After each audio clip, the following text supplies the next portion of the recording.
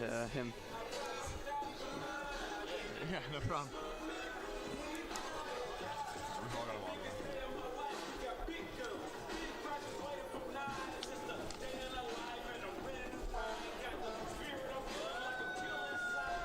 That's going to be fun when that happens during the game. So it's going to be fun when that happens. Yep. Like, oh, there goes the fire truck. You know it.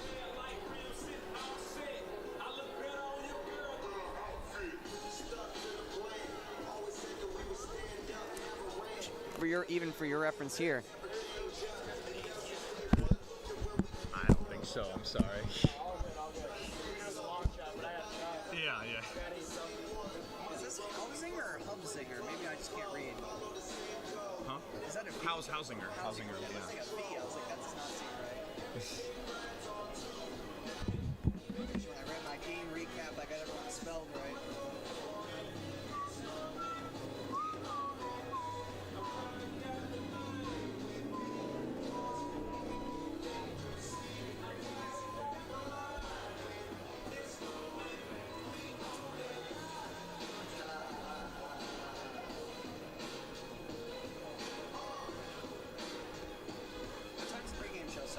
Well, we're playing this at 6:19. Yeah.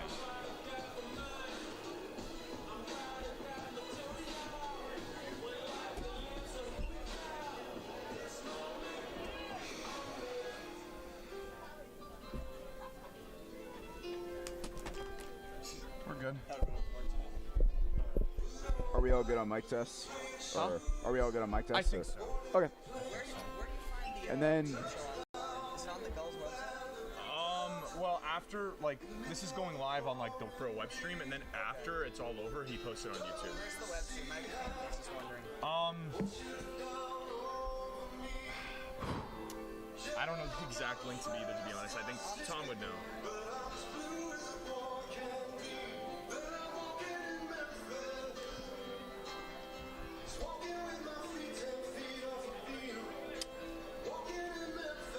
And then for the pregame, I'm assuming it's going to be that camera. Yes, that right Do you want me looking at it, or is it more authentic to just not be looking at it? Like, I mean, you can look there, you can look at us when you're talking to Got us. it, like, yeah. All right. Either way.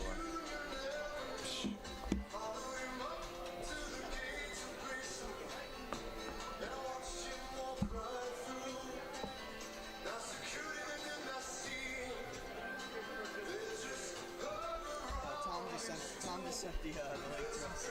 Okay.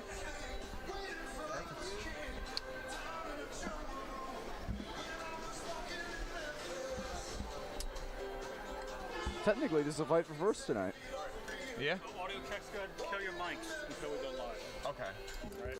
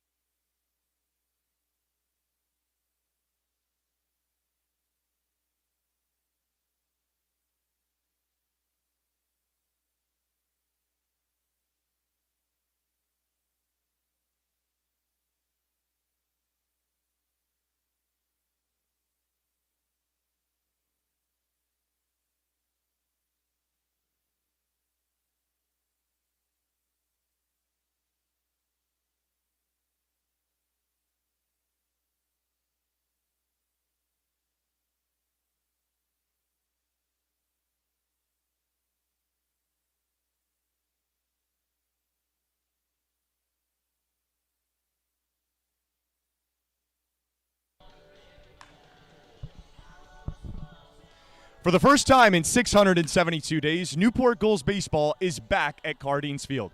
Thanks so much.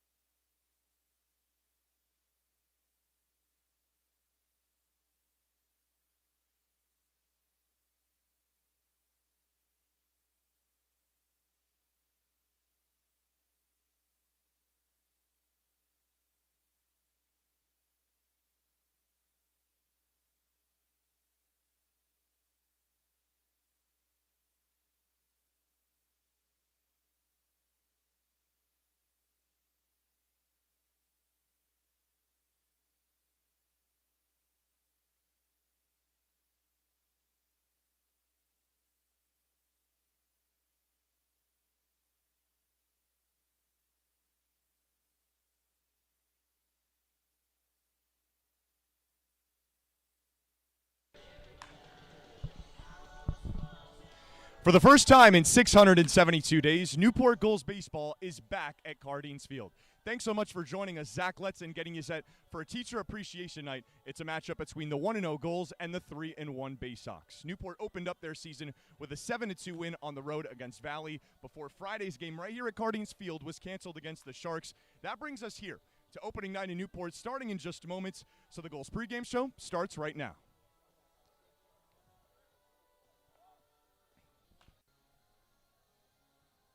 For the first time.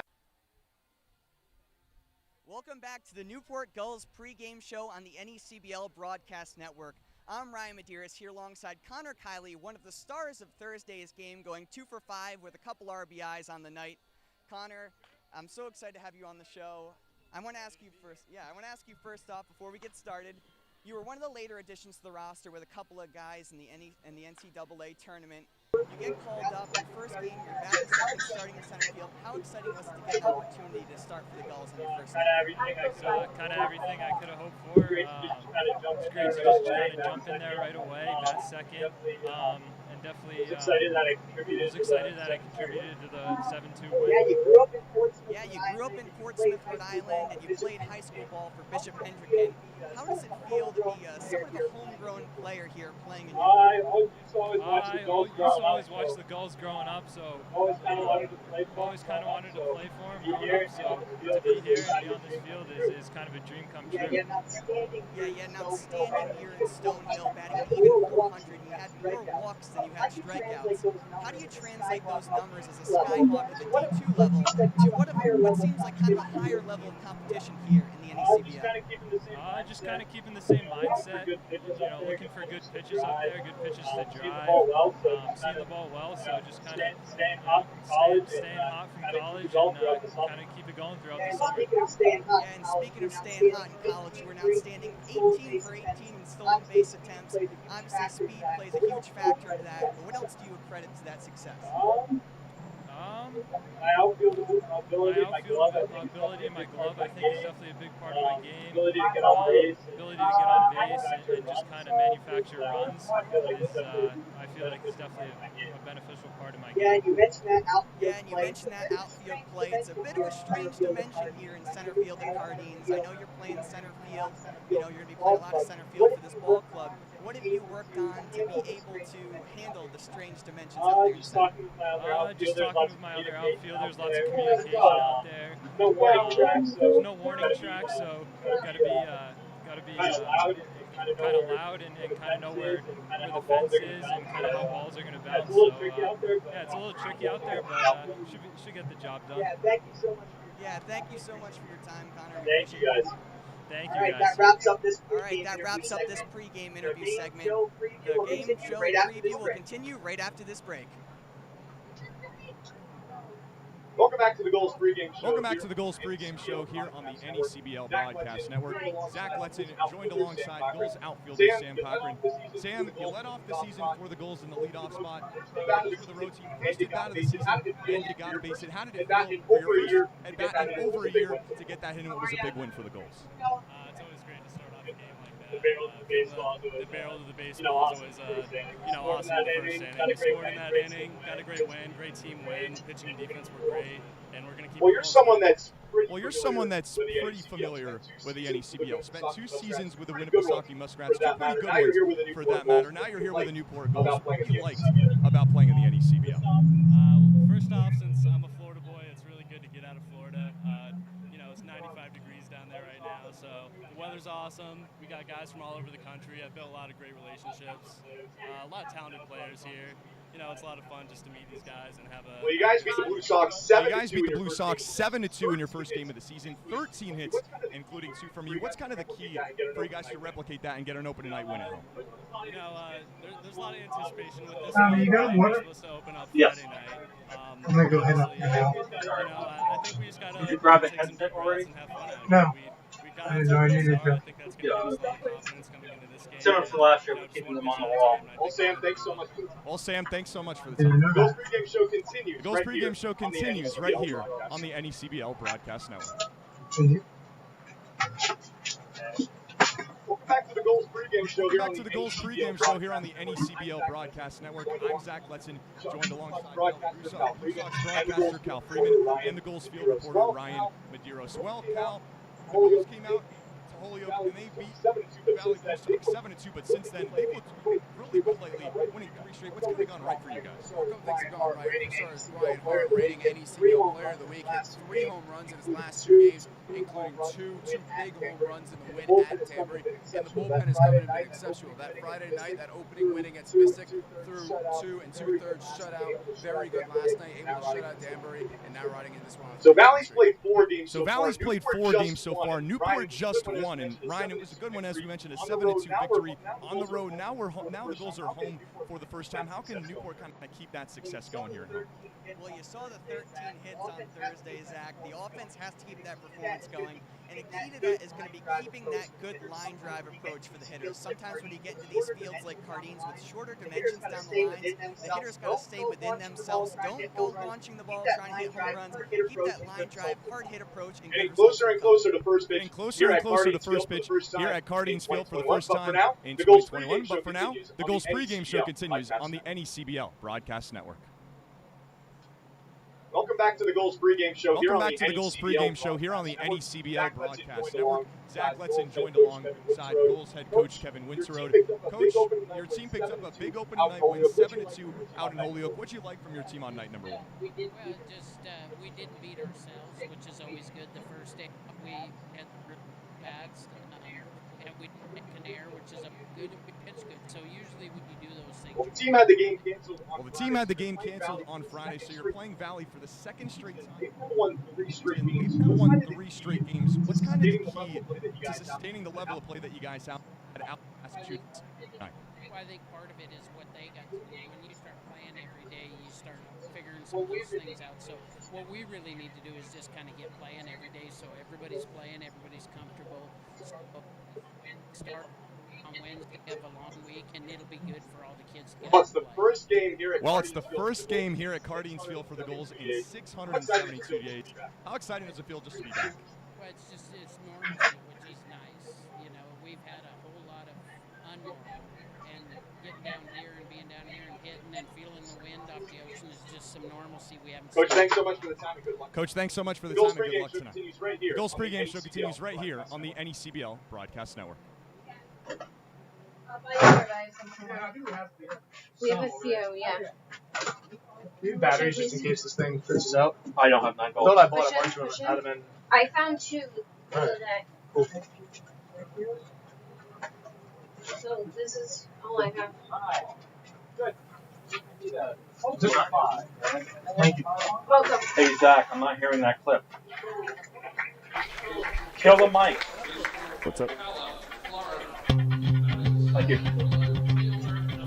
Swing and a miss! The Newport swing and a miss! The Newport Gulls Make sure you get the 2014 mic. NECBL champions! The Gulls, 6-time in franchise history, will hoist the Fay Vincent Cup. This is Newport Gulls baseball on the NECBL Broadcast Network. Swinging and a miss, he struck him out! Swinging and a miss, he struck him out! 19 strikeouts for Chase Reed! Newport Gulls baseball is brought to you by Sullivan Tide, South Coast Health, by Newport Glass, Better Call Newport Glass, and by Surf Pro. Gulls win! On a 3-run! In the bottom of the 10th! In the bottom of the 10th! By Kyle Baker! Home run forget about it! Home run game tied! By 3 and 2, the official footwear of the Newport Gulls, and Raytheon, proud supporters of military appreciation. The People's Right, Credit 3 Union, minutes proud to the live. sponsor of the The live. Fanatic About Reading Night, and by Different and Rules, by Taylor Rental, Rhode Island Department of Transportation, by the 2020 U.S. Senior Open at Newport Country Club, and by Shane Ramos and the Gatsby Yacht Club. Strike 3. And Brett Gray strikes out the side. By Diamond, the official baseball of the NECBL. Diamond, simply the best. By the Brick Alley Pub and Restaurant in Newport. By the town of Middleton. And by Salve Regina University. Take 1 pitch, 1 out, 1 inning at a time. By Clements Marketplace. Fire Dermatology. Newport Financial. And by Sakuchi Honda. And he makes the catch. Here's a throw back to first. It's a long throw, and he's out. And Tommy's out of the play. Can you believe it? This one's over. Carl Wilcox strikes out the side. Here in the ninth. Swinging a line drive. Right, Jeff Miller. He steps to the back of the double play. It's a triple play. An unassisted triple play. Can you believe it? By Newport Daily News, Atria Senior Living, Newport County YMCA, and Korean Building and Construction. Rumble hit right side. Field throws to second. Out there. Relay to first. Double play. And the inning is over. The Newport Gulls set the new NECBL record for wins in the season. 32. He will be waved home. He will be waved home. The relay to the plate is that time. The Gulls win. 1-0. By Newport Craft Craft Brewing, and by the Atlantis Wealth Management Group of Wells Fargo Advisors.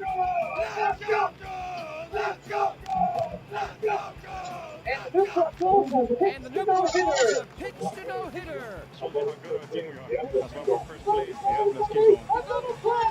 Another play! It's back at the wall. It is Oh, stop recording, by the way. On that camera, B-roll. Travel Company of the Newport Gulls by Dr. Nathan Tillman, Newport Family and Cosmetic Dentistry, the official Newport Gulls team dentist. By First Command Financial Planning and the Newport County Prevention Coalition. number 300 for skipper Mike Coons. Flying into left field, that will get over Herbert's head and bounce all the way to the wall. Jeffy scores for third, and Newport walks off.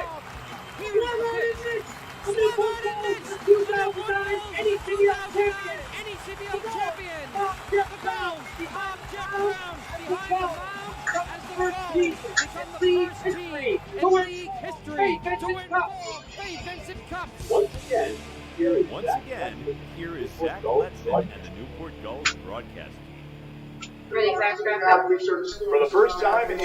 the first time in 2021, Newport Gulls baseball is back at Cardines Field. We welcome you in to where we're situated for tonight's game here at historic Cardines Field. Zach Letson joined alongside Valley Blue Sox broadcaster Cal Freeman and the Gulls field reporter Ryan Medeiros. Guys, it's an exciting night to be back for baseball. The first night here at Teacher Appreciation Night and the first night back to the Gulls in 2021. And Cal, Valley is the team that Newport opened up the season with. The Gulls won the game 7-2, but Valley has been red hot lately, winning 3 straight. Yeah, right after that game, the Blue Sox left 11 runners on base in that loss to Newport earlier tonight. And right after the game, Hez Randolph said, this team's going to score runs. I know it's only going to take a matter of time. The night after that, an immediate response. 5 runs in the opening inning. Then they got some great bullpen outings to be able to secure their first win of the season in their second game of the year against Mystic 6-5. Then they went to Danbury, and they hit 4 home runs, 2 of which coming from Brian Hart, who we will talk about a lot.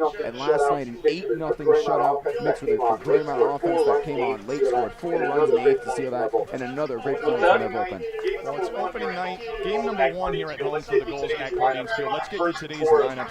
First for the visiting Valley Blue Sox, it starts with a new addition, Xavier second baseman Jack Hauser. He leads things off. Our 8th, the designated hitter Travis Holt follows here. The left fielder Brian Hart, what a week he's had for Valley. He hits third after hitting 3 home runs this past week for the Blue Sox. Cole Andrews, the Miami of Ohio catcher, hits in the cleanup position. Nate Thomas, who had a big night against the Gulls in the 7-2 defeat for Valley, hits in the 5-spot.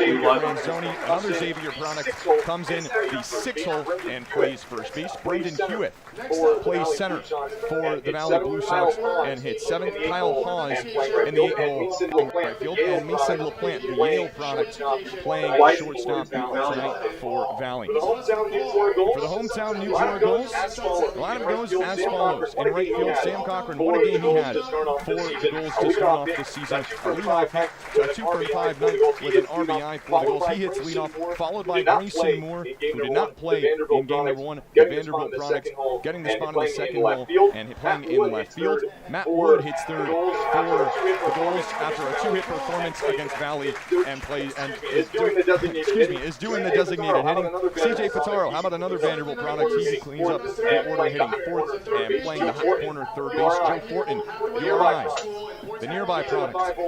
He's in the 5 hole playing second base. Connor Kiley, the center fielder for the Gulls tonight, hit 6th. Cal Perillo, what a night he had against Valley. 3-for-5, the most hits for a goal in that victory. He hits 7. Peter Serino for the Gulls, a 2019 goal. He hits 8 for Newport, and Lewis Barnum out of Bryant plays shortstop and is going in 9th. Well, it's an interesting pitching matchup, Cal, because the Gulls are going with Kingsbury and McCollum for the Blue Sox, but before that, the national anthem right here at Cardines Field. Honor guard. Ready, 1, and take 1. Zoom in a little bit tighter, 1. Slowly alive. Keep pushing. Alright, ready, 3, take 3. Still pulling out, Rob. Alright, Ready, one, big one. Use the button on the handle to zoom out all the way and just jam it out, and then use the wheel. Before, I want to get the singer, whoever has the microphone. Want to get the singer, I mean. Real tight shot on the singer. Keep going, one. Keep going. All right, ready, one. And take one. Tap one of your live. Slowly, move slowly. Adjust if you need to. Okay, ready, one. Hold that shot.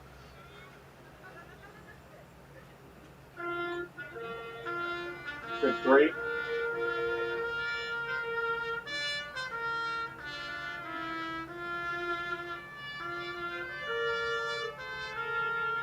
Like Graham, get a pan of the players from left to right.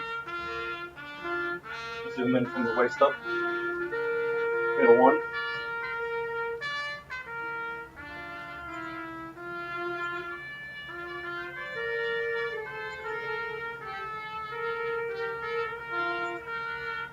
This is live on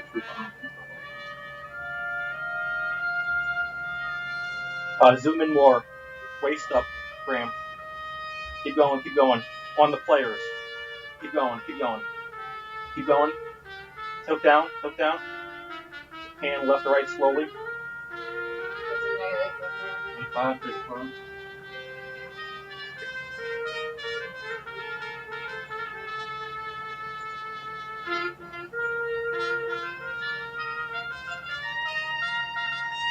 And fade a 1. And fade a 3. How's that doing now, Rob? All right. That was tonight's national anthem here on opening night, presented by Don Chilton, the retired Navy musician, playing tonight's national anthem. When it's still live, Calvin. 3, 3.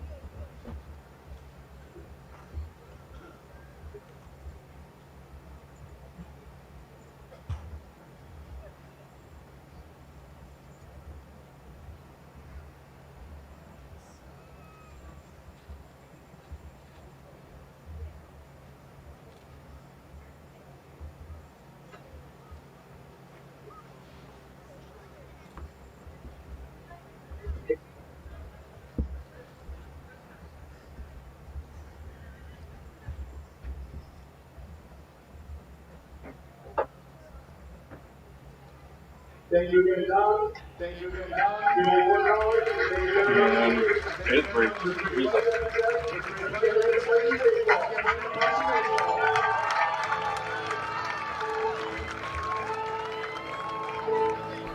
Just moments away from first pitch tonight at Cardines Field. Let's get you more set for tonight's opening night matchup home matchup between the 1-0 Gulls and the 3-1 Bay Sox. Cal, we touched on it a little bit before the national anthem. For the Blue Sox, it's a pitcher that the Gulls haven't seen this year. John McCauley, the freshman from Butler.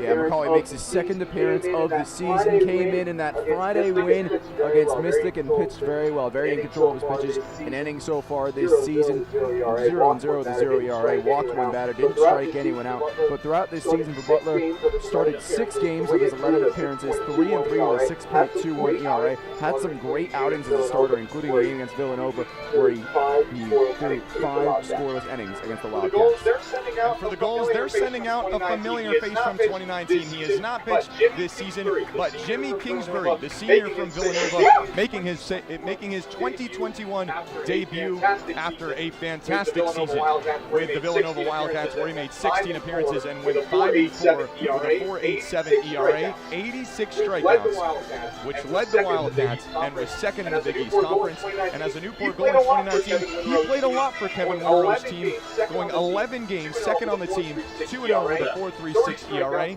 30 strikeouts, and just to 8 walks over 22 and 2/3 innings. Well, Callie mentioned it. The Gulls have only played one game this year so far. And that's because Friday's game against the Martha's Vineyard Sharks was rained out. That was supposed to be game number 1 here at Cardings Field this season, but Newport's only played one game, and it was against this Valley team, and it was a great game for the Gulls, who came out 7-2 behind 13 hits. Yeah, very impressive outing from Newport. Got off to that start in the first inning, put up 4 runs across the first 3 innings, did a very good job to hold it down, but also were very good at the plate when it mattered. 5 of those 7 Gulls runs came with 2 outs, and the Gulls were able to really kill the Blue Sox with that. For Valley, they left a ton of runners on base that night, double figures. Since then have been prolific at the plate. 6 runs against Mystic, 12 runs at Danbury, and 8 runs last night. Gulls and the Blue Sox. Gulls and the Blue Sox just moments away from the first pitch. So let's get you tonight's defensive alignments. First for the Gulls, who are set to take the field in just moments. A little bit of a different lineup than the one that Kevin Monroe sent out for Newport when they won 7-2 against Valley on the road. From left to right across the outfield, Grayson Moore gets his first start as a Newport Gull from Vanderbilt University and plays in left field. Connor Kiley, after a strong performance in game number 1, plays in center. Sam Cochran plays in right field and is hitting leadoff for the Gulls. Left to right across the infield, it's C.J. Pitaro at third base, Lewis Barnum at shortstop, Joe Fortin at second base, and at first base, it's Cal Perillo, the local RIC products. Well, Ryan, it's game number 2 for the Gulls this season. Haven't played since Thursday. A little bit of a long layoff. What are you looking at for these Newport Gulls to try to get off to a great start here at Cardings Field in 2021? Well, you guys mentioned the fantastic offensive performance we saw from the Gulls on Thursday. 13 hits from those Gulls, producing 7 runs. They're playing their first game at Cardings Field again. First game in over 670 days, I believe you mentioned earlier. It's going to be a key for them with the short fences down right field. I spoke with you about this earlier. Sometimes players see that wall up close and they try to take a big swing at it. They need to keep that line drive approach, just focus on hitting the ball hard, and they'll get good results and continue accumulating a good amount of hits. Well, Ryan, you mentioned it. If you've ever seen Cardings Field on TV, anybody, if they've ever seen it, you know this is quite a peculiar ballpark, to say the least. Just 285 down the right field line, of course, met by the warehouse down the left field line, which you can see in this camera shot. 315 feet, so short down the lines, but then bizarre out in center field, with in center field 365 feet to left center. Dead center is 395, and at the indent it is 315. Of course, the little mark in between where the light pole is here at Cardings Field. Yeah, interestingly enough, I spoke with Connor Kiley before the game. He's starting in center field for the Gulls. He said he's been speaking with some of the guys on the team who played some outfield out there, really trying to get some reps during batting practice and familiarize himself with that strange center field fence. 1 minute away from first pitch. Let's get you today's umpires. We'll be calling balls and strikes behind the plate. It's William Bowers here at Cardings Field, and Keith Peterson and Joe Gravina will be the other 2 umpires for tonight's game. Cal, this is a Valley Blue Sox team that's won 3 in a row. They're red hot, maybe a little bit different than the team that Newport saw. How can they look to try to sustain that and keep things rolling? Well, absolutely. What they've done very well is they've done a very good job at taking pitches. In that 8th inning against the Westerns, when they put up 6 runs to help kind of put that game out of reach, very good that inning. Probably the best inning I've seen them play. Drew 2 3-2 walks, had 2 home runs in that inning, and were able to just dominate at the plate. And if the Gulls are able to get some good starting pitching, they got some great starting pitching last night from Greg Kipp. If they're able to get good starting pitching, which has been kind of a struggle to open this season, it could be a very good night for Valley.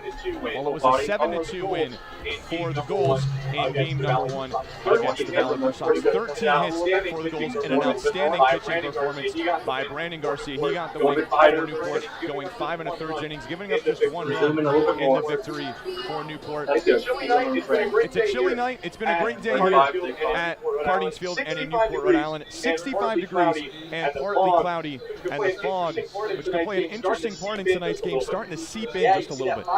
Yeah, you see that fog comes off the sea. This is something that particularly happens in Newport. You know, the city by the sea, they call it that for a reason. It's going to be interesting to see how the outfielders are able to handle that and some high fly balls tonight. I gotta say, the drive coming into this place seems like something out of a fantasy with all the boats out in the harbor. But then when we got here, it was clear and sunny, but all of a sudden, around 45 minutes before this game, all this fog starts rolling in. I'm thinking, is it raining? And I look off to our left side, to our parking lot, and it's just all this fog rolling in, and it's something that I've really never seen before. Cal, you and I are from South Florida. Cal, you and I are from South Florida. Maybe not used to the Newport sky with how foggy it can get, but right now, a beautiful night for baseball, and we're just about set to get underway here at Cardin's Field. It'll be Jack Hausinger that leads things off for the Valley Blue Sox playing second base. And this influx of talent, Cal, has kind of changed things for Valley. The Xavier products that the Gulls did not see have really kind of flipped the script for Valley as of late. Absolutely. Jack Hausinger's hit 286 last night. Impressive. Got on base all 5 times. He came up 2 for 2 with 3 walks.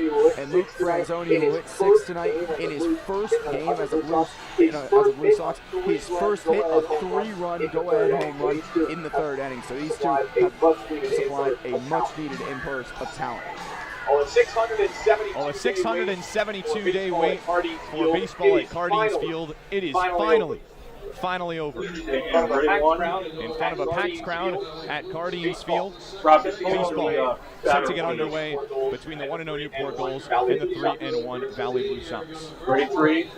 Take 3. Graham, you're live. Be careful. Stay on the picture. Jack Hausinger sets the table. Jack Hausinger sets the table for the Blue Sox to start tonight's game. Here's Kingsbury's first pitch. Fastball that is down in the dirt and hits the foot of Hausinger. One pitch and a base runner for the Blue Sox. Not entirely the way you want to start the season. Looked like he was trying to go fastball down to the way and just lost control of it as he just hold a released shot it. until you hear me clear from something else. Kingsbury did well to locate throughout the season. 86 strikeouts. Led the Wildcats and was second in the Big East Conference. Now it's Travis Holt. Travis Holt. Here's the first pitch. It's a fastball right down the chute. It's 0-1. 33, take 3. A little bit tighter on the pitcher. Hausinger, the runner. Keep a full body. Hausinger, the runner on first base after getting hit on the foot on the very first pitch. Pitch to the DH. Pitch to the DH is a changeup down and away. And ready, 1. And it's 1-1. Take 1. When I say take, that means you can't just one live. Holding the DH spot. Holding the DH spot tonight out of High Point University. Started all 45 games. Started all 45 games for High Point this past season. Here's the pitch. Here's the pitch. Breaking ball that he swings right through. It's 1-2. Struggled throughout his last season, only hitting 227 for the Panthers, but throughout his career, 171 games, 291, and 79 RBIs for the Panthers. One ball and 2 strikes, the count's a hole. Here's the pitch. Another breaking ball. This time he laces it back up the middle for a base hit. The Blue Sox have the first 2 base runners on off of Jimmy Kingsbury in the first. Now it's Brian Hart. Travis Holt needed a little time to find his feet again. 0 for 8 in the first 2 games, but in that first road game at Danbury, very impressive. 3 for 5 with an RBI and 2 runs in that big win for the Blue Sox. Well, this is a guy that has delivered. For the Blue Sox as of late. The NECBL Player of the Week. Brian Hart. Red hot with 3 home runs. He's going to lace this one into left field. It gets over the stretch of Pizarro for a base hit. The left fielder Moore fields it, and the throw to the plate is offline. Runners will advance for Valley. As Hart to second and Holt to third. An RBI single for Brian Hart. He stays hot, and it's 1-0 Blue Sox. Yeah, and we got the amount of confidence that Brian Hart has, winning NECBL Player of the Week. Sees the first pitch right over the plate and is able to drill it into left field. The throw comes in off wire from Grayson Moore, and that allows both runners. 3 batters, 3 base runners, and 1 run for Valley. What a turnaround. They did not score until the 6th inning against Newport off of Brandon Garcia. But getting to Kingsbury immediately. Now it's the cleanup man, Cole Andrews. First pitch is a changeup away. And it's 1-0. The throw from Moore got to the backstop. That allowed Holt to go to third and Hart to second. Still a big opportunity for Valley. Big cut and a miss on a pitch outside. And it's 1-1. Cole Anderson really impressed. Had 2 hits in that opening night loss for the Blue Sox against Newport. A first-team All-MAC selection as a freshman with Miami of Ohio. Changeup is out and away. And it's 2-1. He likes to drive guys in. Holds the Red Hawks record with 8 RBIs in a single game. That came back in 2020. Curveball cut on and miss. And the count is even at 2-2. It's Jimmy Kingsbury on the bump. For Newport. Seasoned veteran with these goals. In his second season. And the man behind the plate, Peter Ceruto, also in his second season. Here's the pitch. It's a fastball that Ceruto tries to frame, but it's been outside. And the count is run full 3-2. Really tough take there from Cole Andrews, someone who's had some very good plate discipline so far for the Blue Sox, hitting .313 with 2 walks in these first 4 games. 3 balls and 2 strikes. Big opportunity for Valley in the first. Here's the pitch. Breaking ball cut on and miss for strike 3. Kingsbury bounces back for the goal. Strikeout number 1 for the Villanova righty. And there's 1 down. Really nice curveball to the outside. Fools Andrews, much needed out there to get that first out and avoid loading the bases with no outs. Now it's Nate Thomas. Out of St. Joe's. Hitting in the 5 spot, and will dig in from the left side. Just the first down in this top of the first inning. 2 runners in scoring position for the Blue Sox. Rocketed back to the screen. Foul.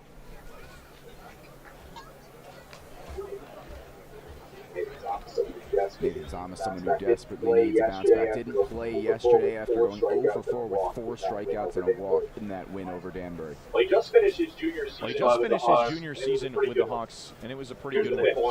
Way outside and over the head of Ceruto. Takes a good care him, but here comes Holt anyway. He will score it now. A little bit of a discussion. With a home plate umpire, the run will count for the Blue Sox. On a wild pitch from Kingsbury, it's 2-0 Valley. Well, bad time to lose control of his second pitch. Remember, he hit Hausinger on the first pitch of the ball game and just loses control of that in the release again and just self-destructing there to give the Blue Sox a run. Want to know the count to Nate Thomas. As Howard advances to third, another run 90 feet away. 2 runs in this first inning for Valley. The pitch. Fastball swung on and missed. A 248 hitter. With the Hawks in 2021 was Thomas. 9 long balls and 38 RBIs. Fastball got him looking. Well, Jimmy Kingsbury bounces back again. First a strikeout swinging. Now a strikeout looking, and there's 2 down. Looked like Thomas just didn't expect that pitch and a bit of a slump. Flipping in his own head after that 4 strikeout game. Wasn't expecting Kingsbury to go right down the middle with a fastball and got caught. Sixth hitter of the inning, it's Luke Franzoni. First pitch strike on a breaking ball.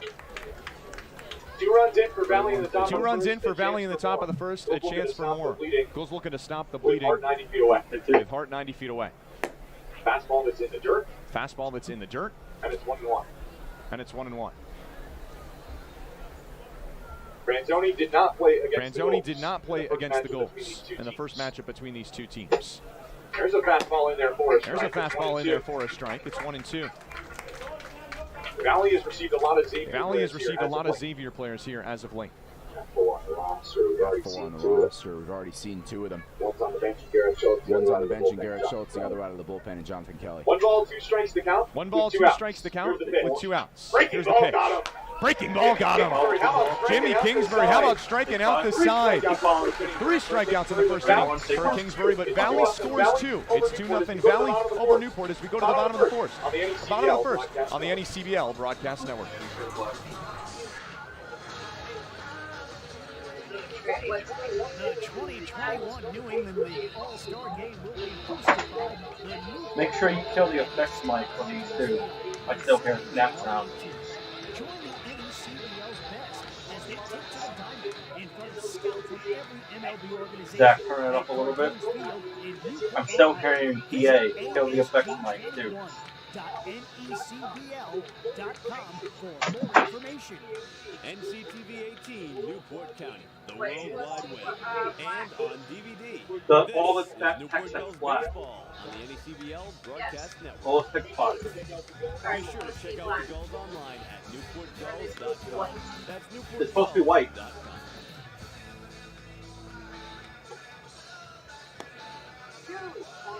You, our loyal fans, will be selecting 2 players to this year's All-Star Game. Beginning on Monday, July 12th, fans will be able to vote for the final All-Star for each of the North and South Division teams. The player from each division with the most votes will be named to the NECBL Exactly. All-Star Pump team. up the ad a And little suit bit up with the rest and make of sure the all the baseball mics are on muted, Sunday, including the July couple mic. 18th in Newport.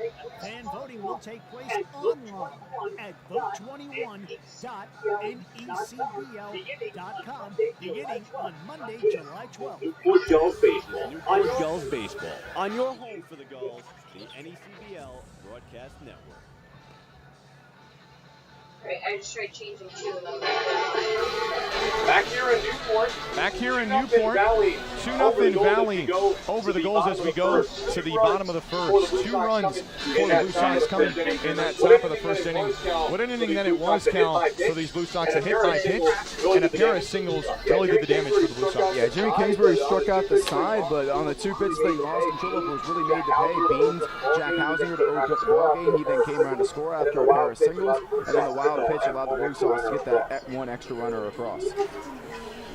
First crack that the Gulls get at John McCauley. It's Sam Cochran. The Newport right fielder. He had a fantastic start to the season for Newport on the road. 2 for 5 with an RBI. 2 for 5 with an RBI. Not your RBI that came on a walk. Cuts and misses on the first pitch. Cuts and misses on the first pitch on a fastball. It's 0-1. Yeah, this is the first game for the Gulls in a couple of days. John McCauley has made 1 appearance out of the bullpen so far this season, 0 ERA so far. Places this ball into left field, but right at the left fielder apart. He doesn't have to make any steps at all. Cam Sutter makes the catch. Here's a guy making his Newport Gulls debut. Grayson Moore, the Vanderbilt products. Did not play game number 1 not with the team quite yet. First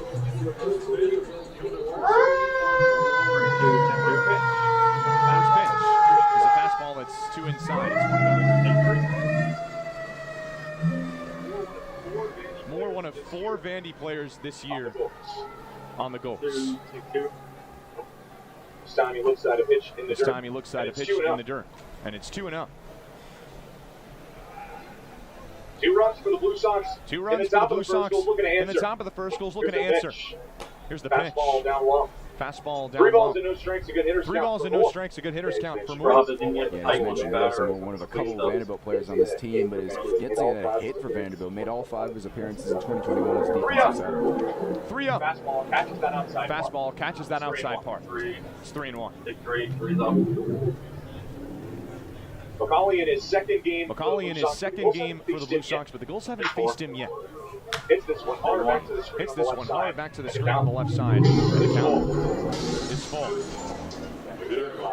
Yeah, but even while he hasn't played much for Vanderbilt, you see the repertoire that he has. Number 7 outfielder in Florida in his class, and number 2020 perfect game preseason All-American. He's got plenty of talent throughout the season. I'm sure the Gulls will see. This is his first plate appearance as a Goal. Here's the pitch. Breaking ball outside, and it's a walk. First base runner of the ball game. For Newport.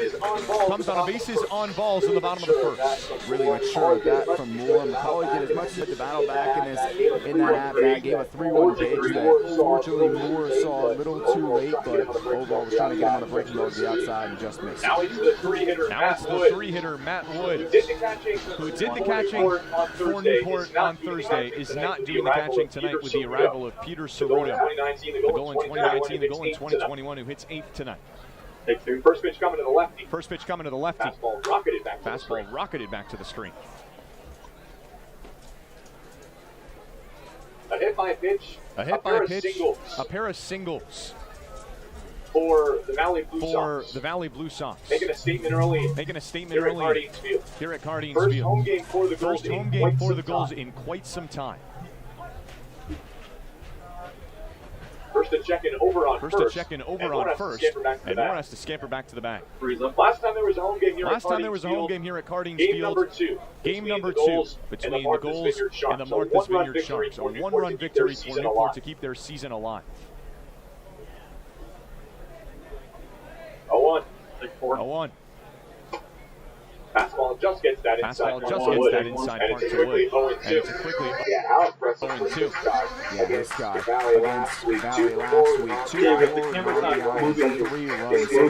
Came in after a very successful season at Penn State, hitting .303 in 37 games.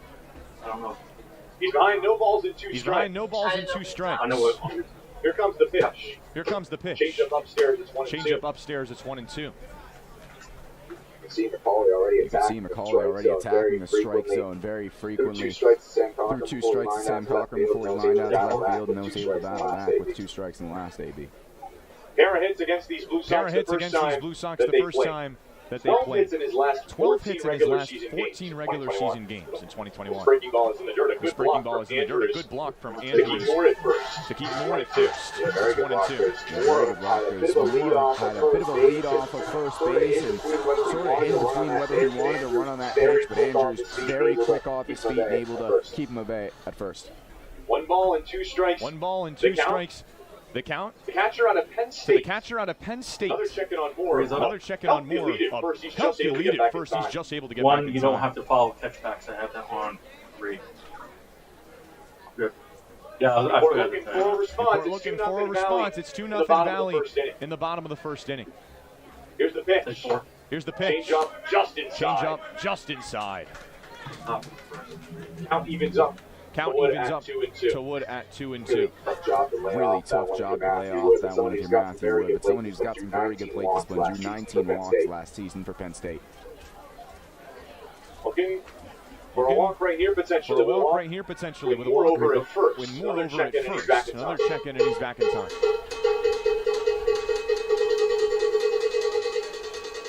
It's game number 2 this season. For the Gulls game. Number 5 for Valley. We'll check in again. Another close play at first, but Grayson Moore is back in time. Interesting 3 pickoff attempts in the same at bat. You wonder how many times he'll keep going back over there if he stays at first base. Wood's still waiting for the 3-2 pitch. Here it comes. Fastball, hit out of play. We'll do it again. Take 1. It's an Alvarez foul. You don't want the following 1.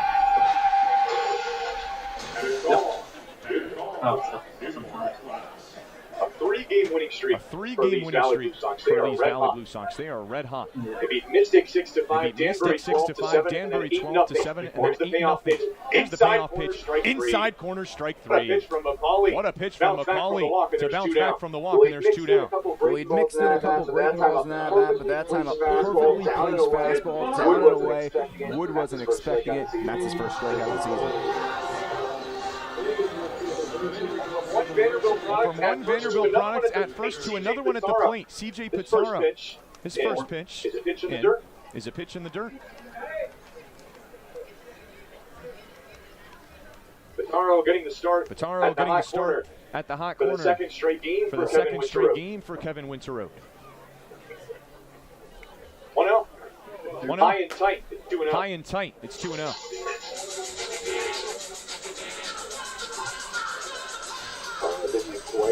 Didn't quite have lived up to the assumption we thought he was going to. 1 for 5 in that game last Thursday. Pitch. Fastball this time it catches the plate. And it's 2-1. Ready, 1, take 1.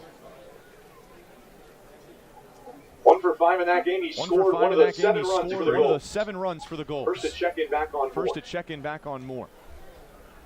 How impressive CJ Pitaro was in high school in New Jersey. Second best shortstop in his class. Hit 352 RBIs in his career at Steiner High School. Another check-in and another close play on Moore, who's back in time. Is that 5? Is that 5 this inning?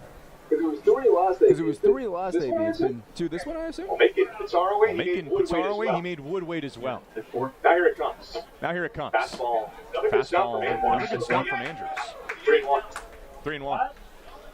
He's been very consistent. Not been the best player for the Blue Sox so far, but very consistent both offensively and defensively. It's Cole Andrews behind the plate. Good hitters count. Good hitters count. Here comes the 3-1. Fastball, high chopper. Fastball, high chopper on the right side, fielded by the first baseman. And over to first in time, and the side is retired. Newport gets a base runner, but nothing more in the bottom of the first. 2-0 Valley over the Gulls as we're through 1 inning full here at Cardines Field on the NECBL Broadcast Network.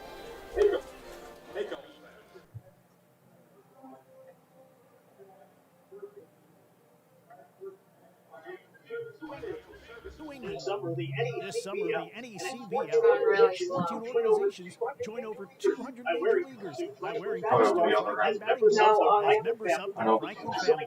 To design your own custom pair of batting gloves, visit franklinsports.com and join the family. You, our loyal fans, will be selecting 2 players to this year's All-Star Game. Beginning on Monday, July 12th, fans will be able to vote for the final All-Star for each of the North and South Division teams. The player from each division with those votes will be elected to the NECBL All-Star team and suit up with the rest of the All-Stars on Sunday, July 18th in Newport. Fan voting will take place online at vote21.necbl.com. Because I had it, and then I was hearing more and more, and then it sounds like I was hearing it through Yeah. Yeah, because it's picking up the monitor. That mic. Be sure to check out the Gulls online at NewportGulls.com. That's NewportGulls.com. That's NewportGulls.com. Zephyr is the official on-field cap of the NECBL, also known as the Z-Hat. Zephyr is the authentic college hat with a loyal following of those who only wear the Z. Zephyr makes hats for over 800 colleges and channels that same energy and creativity into building custom hats of all types for pro sports teams, clothing brands, and companies everywhere. Make sure you pick up your Newport Gulls official on-field cap. Welcome back to Newport. 2-0 Valley over the Gulls in home game number 1 for Newport in 2021. First pitch is down low. First pitch is down low. For ball number 1. Brendan Huth. To Brendan Huth. Here's a pitch from Jimmy Kingsbury. Here's a pitch from Jimmy Kingsbury. Fastball too high. 2-0. Kingsbury struck out the side for Newport in the first inning. Pitch. Fastball just too high. Struck out the side, but Valley got some good contact on him as well. 2 runs across on 2 hits for the Blue Sox in the first. Here's the pitch. Fastball gets that inside part. It's 3-1. It's 3-1. He was someone very similar to Travis Holt. Struggled in those first 2 games, combined 0 for 7, but came alive in Saturday when Danbury 2 for 2 guys. Breaking ball just a bit high. And the first walk of the ball game for these Blue Sox belongs to Nate Thomas. Huth, rather, excuse me. Start of the season, those first 2 games were swinging on a lot of first pitches, went down 0-2 in a lot of counts, struck out 3 times to open the season, but now has 5 walks to go along with it. It's the 8-hitter Kyle Hans. Immediately, another opportunity for the Blues. The first 3 men aboard in the first inning. Got the first 3 men aboard in the first inning. And a leadoff man aboard again for Valley. Pitch from Kingsbury. Fastball right down the middle. Fastball right down the middle. 0-1. The plant on deck before the lineup card turns back over for Valley. The lineup card turns back over for Valley. Fastball hit the other way. It's going to get down in right field. Hit the other way. It's going to get down in right field for a base hit.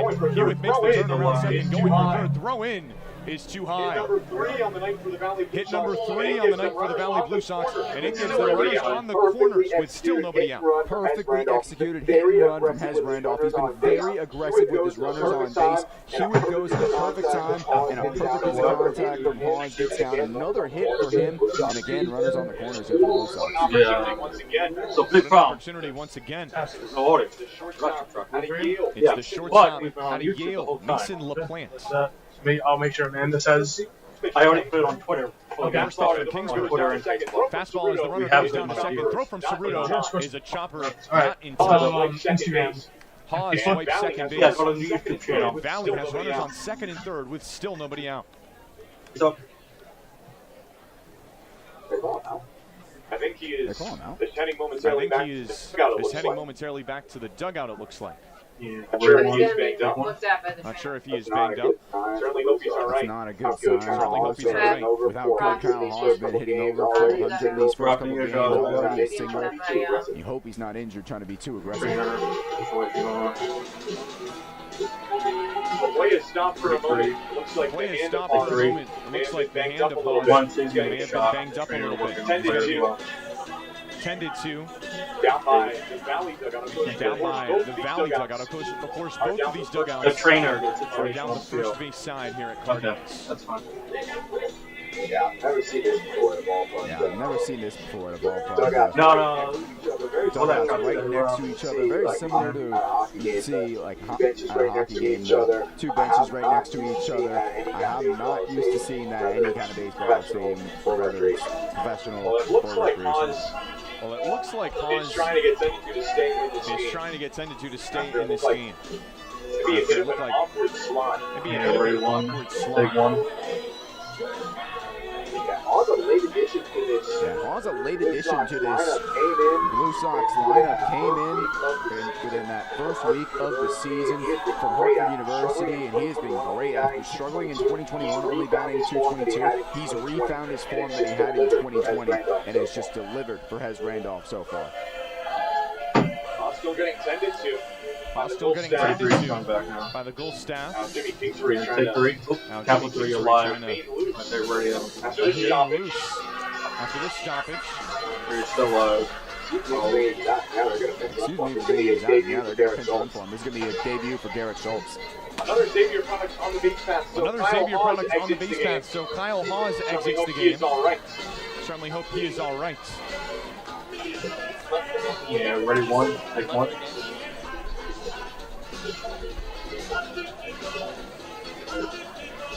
Don't worry about that. I mean, I'll point straight. Well, we'll see a debut here with Garrett Schultz, one of 4 Xavier players on this team, and hopefully it's nothing too serious for Kyle Haas. That hand injury might have hurt it sliding into second base.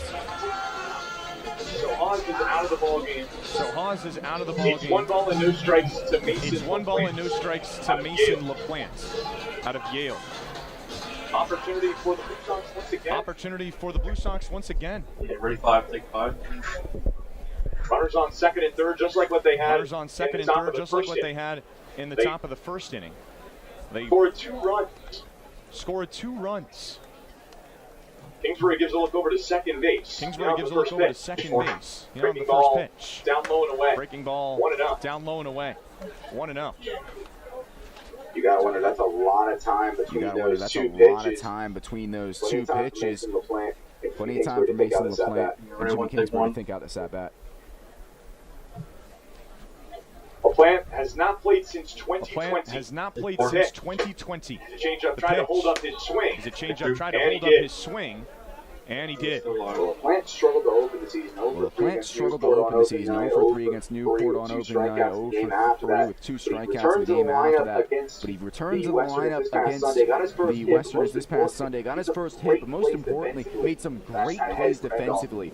Had Hez Randolph raving about him in the postgame interview. Here comes the 2-1. Good hitters count for away. Good hitters count for LaPlante. It's 3-1. The Blue Sox have been very aggressive at the plate so far this season. It wouldn't surprise me to see LaPlante try and drive one in the left field. Looking for his first hit against the Gulls, 0 for 3 in the season opener. Pitch. It's a fastball away. And a 5-pitch walk for LaPlante has loaded the bases here in the top of the second. Yeah, this is them building off that 8th inning that they had at Danbury. They've really started to take their time in at-bats, and they've drawn 2 walks this inning, and now the bases are loaded. Lineup card is turned over for Valley in the second inning.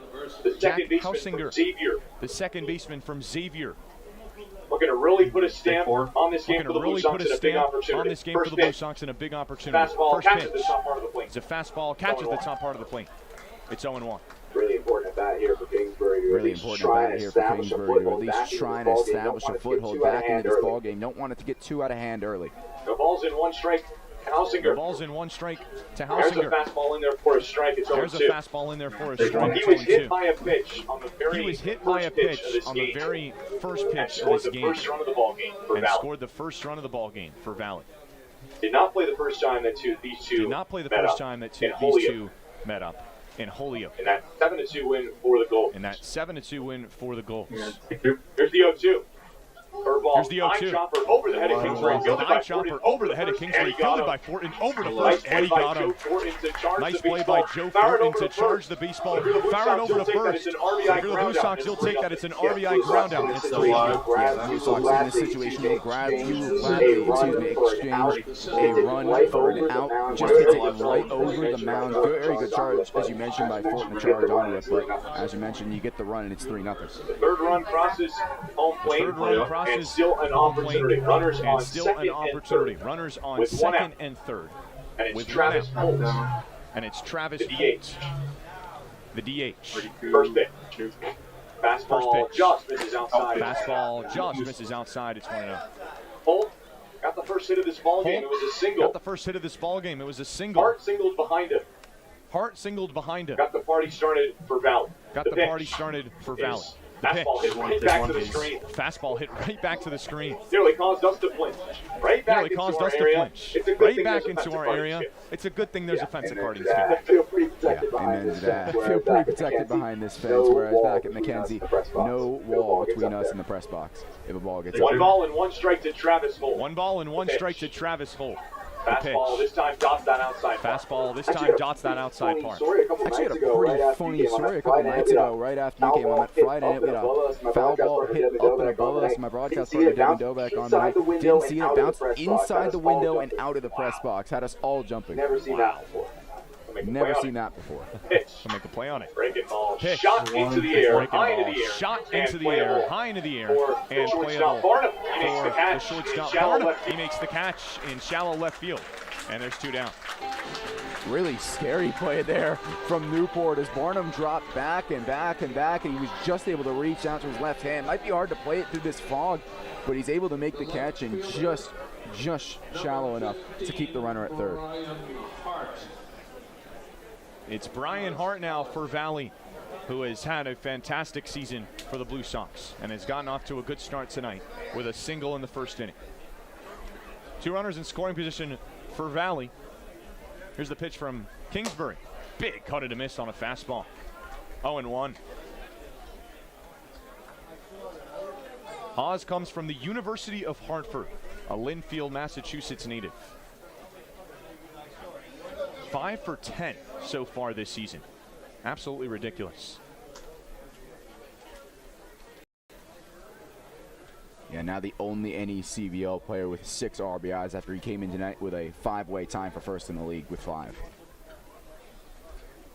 No balls in 1 strike. Here's the pitch. Breaking ball drops in there for a strike, and Kingsbury's ahead 0-2.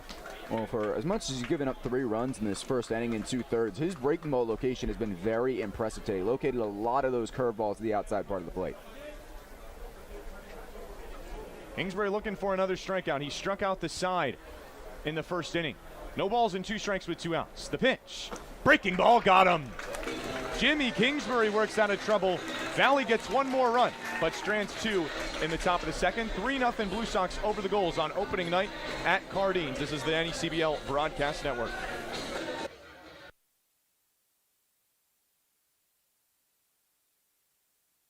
Fans, the NECBL's Broadcast Network brings all of the action right to your home every night. Available on your desktop, laptop, mobile device, as well as your Apple TV, Roku, Amazon Fire TV, or Android TV device. Enjoy single-day passes for just $8. Purchase a weekly subscription for $20, a monthly pass for $40, or an all-season pass for $80. Head to watch.necbl.com for more information and for a full streaming schedule. The 2021 New England League All-Star Game will be hosted by the Newport Gulls at historic Cardines Field on Sunday, July 18th. Join the NECBL's best as they take to the diamond in front of scouts from every MLB organization at Cardines Field in Newport, Rhode Island. Visit asg21.necbl.com for more information. The Newport Gulls, 6-time champions of the NECBL. Follow the whole season right here on the NECBL Broadcast Network. This is Newport Gulls Baseball. On your home for the Gulls, the NECBL Broadcast Network.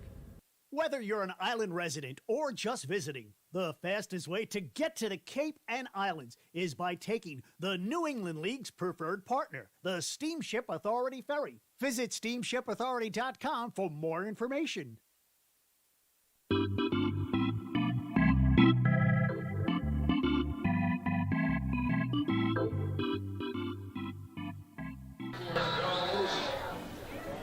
In the bottom of the second here at Cardines Field, it's 3-0 Valley.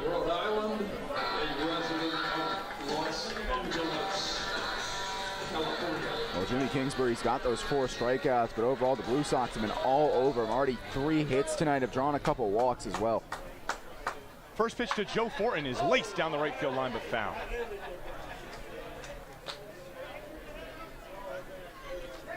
And something to update you on, Kyle Hawes exited last inning after the stolen base. His day is officially done, and the man who came in for him, Garrett Schultz, fills in right field now.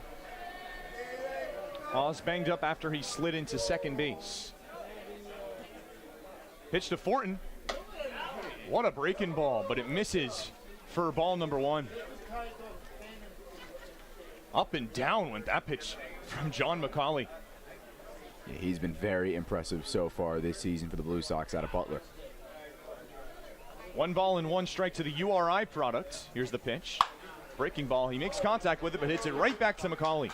Flips it to first and 1 away. Well, he's already got his first strikeout of the season. He's been asked to do a couple fielding. Got that 3-1 groundouts, and the first time he's got a 1-3 groundout. So he's right into this ball game, and he's starting to feel confident here for Valley. Now Cal Perillo, the local product out of RIC. What a first game for the goals he had. Here's the first pitch. It's a fastball upstairs, 1-0. What a first name as well. Wonder why that is. 3 for 5 went Perillo in that game. Pitch. In there for a strike on the outside part of the plate. It was a Cal Ripken reference. He hit the ball pretty well for the Orioles, and Perillo did the same for the Gulls, 3 for 5 on opening night.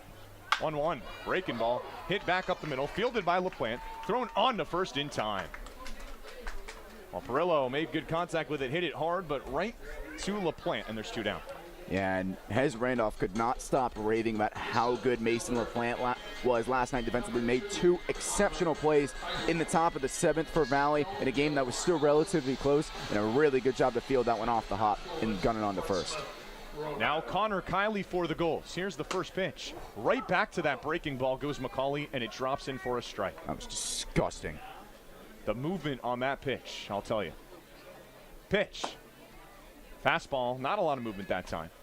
1-1. And he's starting to move a lot quicker here on the mound. You notice the time between that first and second pitch, not a lot. 1-1 coming. Breaking ball outside to Kiley. He hits second for the Gulls on opening night. And hits 7th tonight for Kevin Winterow's scrum. And he looks at a fastball outside. He's got a good hitter's count, 3 balls and 1 strike. Really impressive for Stonehill last season. 432 games. 3-1. Fastball, hit it back to the screen. The count's full. 2 for 5 with an RBI single. In that big Newport win where they had 13 hits. Here's the pitch. Got him on a breaking ball, strike 3. McCauley works 1-2-3 in the bottom of the second and keeps Newport off the base paths. 3-0 Blue Sox after 2 here on the NECBL Broadcast Network.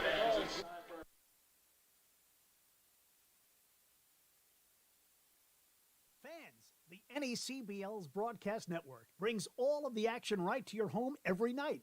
Available on your desktop, laptop, mobile device, as well as your Apple TV, Roku, Amazon Fire TV, or Android TV device. Enjoy single-day passes for just $8. Purchase a weekly subscription for $20, a monthly pass for $40, or an all-season pass for $80. Head to watch.necbl.com for more information and for a full streaming schedule. The 2021 New England League All-Star Game will be hosted by the Newport Gulls at historic Cardines Field on Sunday, July 18th.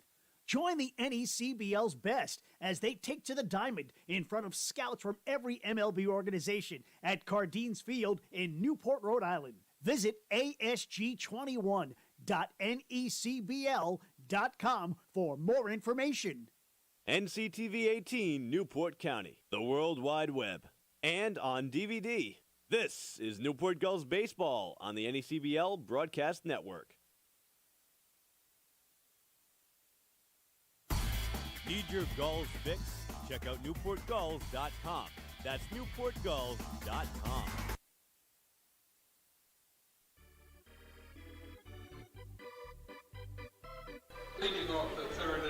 Back here at historic Cardines Field. In the top of the third inning, 3-0 on opening night at home for Newport in favor of Valley. First pitch is cut on and missed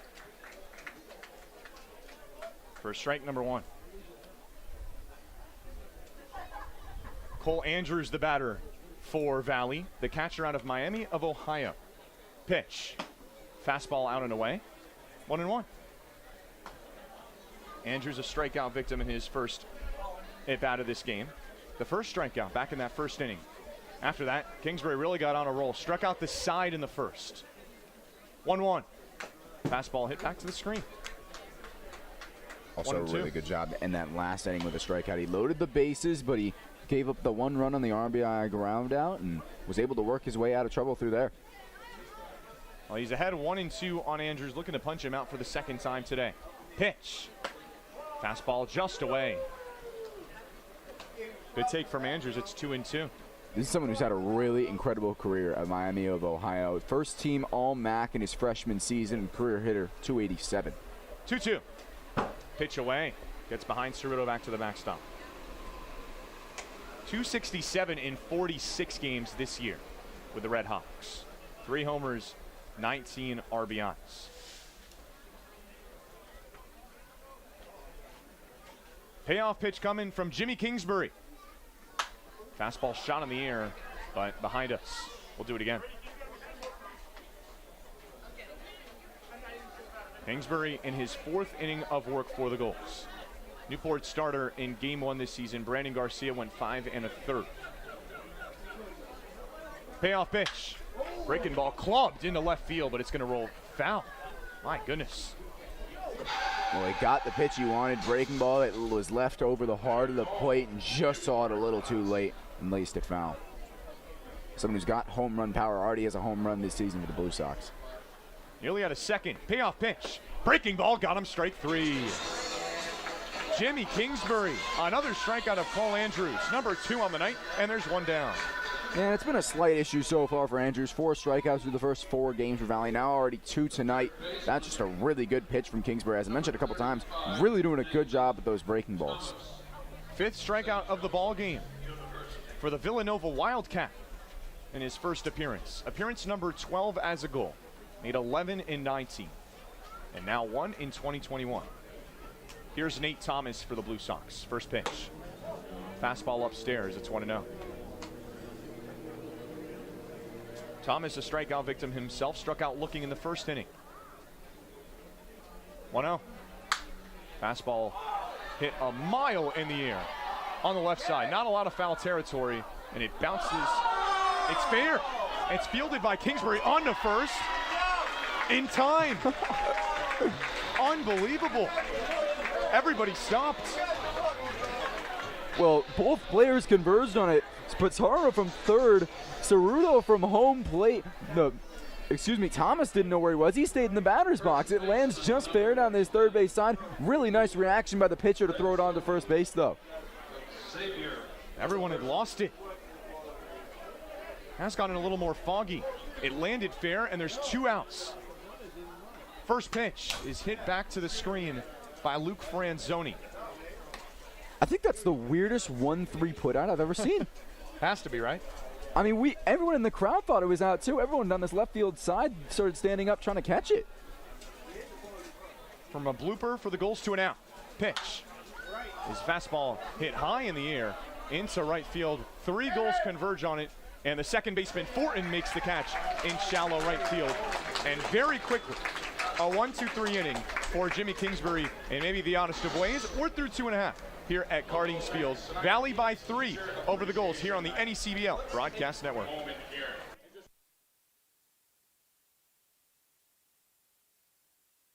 The 2021 New England League All-Star Game will be hosted by the Newport Gulls at historic Cardines Field on Sunday, July 18th.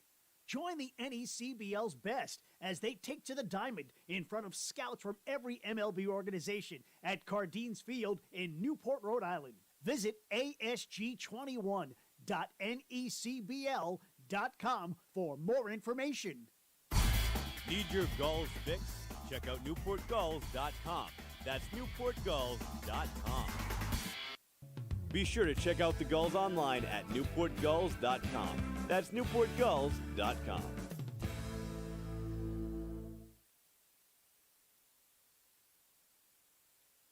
Franklin Sports is proud to be the official batting glove of the New England League. This summer, the NECBL and its 14 organizations join over 200 major leaguers by wearing custom Franklin batting gloves as members of the Franklin family. To design your own custom pair of batting gloves, visit franklinsports.com and join the fam. Franklin Sports is proud to be the official batting glove of the New England League. This summer, the NECBL and its 14 organizations. The Newport Gulls, raising the bar in summer collegiate baseball, right here on the Back here at Cardines Field. Bottom of the third, we go. It's Peter Ceruto, a Newport Gull. Yeah, he wasn't with the Gulls last week, so this is the first look that the Blue Sox will have at him tonight. Not with the team on the road in Valley, but with the team tonight. First pitch to the Rutgers catcher. It's hit high in the air. This time I think we know that it's foul. I don't know. I don't want to call anything after that last inning. Who knows? 0-1. Breaking ball in there for a strike to Ceruto. Ceruto on the Gulls in 2019, as mentioned. Pitch. Fastball away, and it's 1-2. He played in 19 games for Kevin Winterode's squad. .250 average with no homers and 6 RBIs.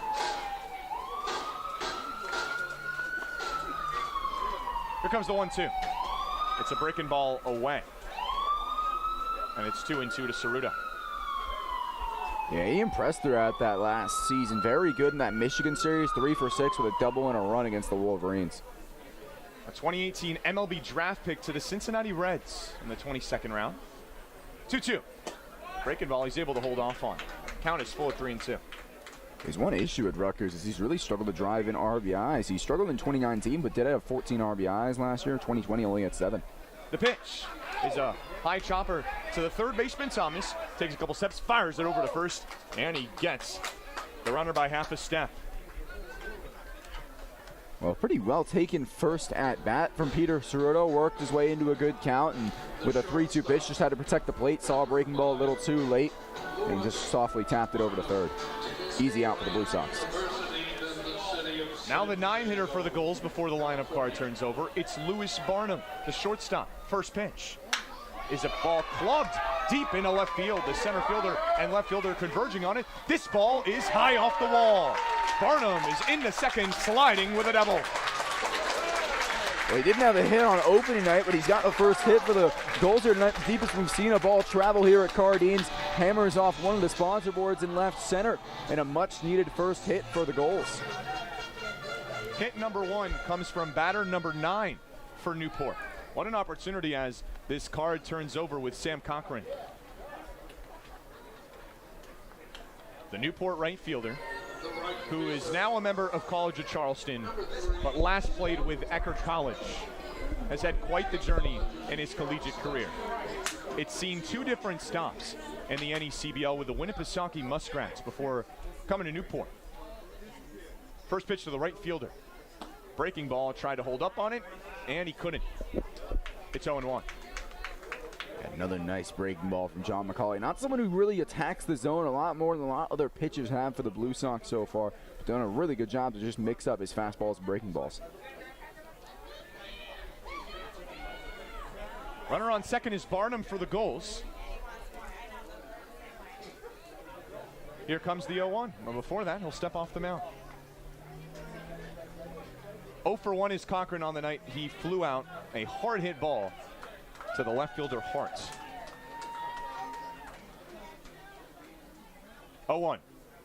Fastball launched into left field again. Hart goes back on it, and he'll make the catch just in front of the wall. Great contact from Sam Cochran, but Hart able to range over near the line for the second out. Huge second out there. Very good piece of contact from Sam Cochran, who delivered last week against Valley. Hits it well, but really good job from Hart to get off his feet and move on to that one to save what would have been a run. Now it's Grayson Moore, the Vanderbilt products. The first hitter to get on base for the Gulls today. Swings and misses on a pitch in the dirt. He walked in the first inning, but was stranded for the Gulls. Newport's still looking for their first run at home in 2021. Behind 3-0 to the Valley Blue Sox. We've already surpassed their run total from the first time these two teams matched up when Newport won 7-2. The pitch. Fastball inside. And that pitch just missed down and away. Really good job to try and frame a 0-1 fastball. Got a couple pitches to work with, I should say. Got his entire at bat to really work with it with first base free. Opportunity for the Gulls to get on the board. Here comes the 1-1 as Barnum takes off. The throw down from Andrews. Good throw and in tow. He's able to slide in safe. What a slide. Well, you'd have to think that the third baseman, Thomas, might have been playing away and did not get the tag down in time. The throw was there in time. What a slide from Lewis Barnum, and it's put him 90 feet away from scoring. Here's the pitch. It's rocketed back up the middle. Nice play by the second baseman. Hausinger over to first, and he got him. What a play by Jack Hausinger to get out of the jam for Valley. We are through 3 innings here at Cardines Field.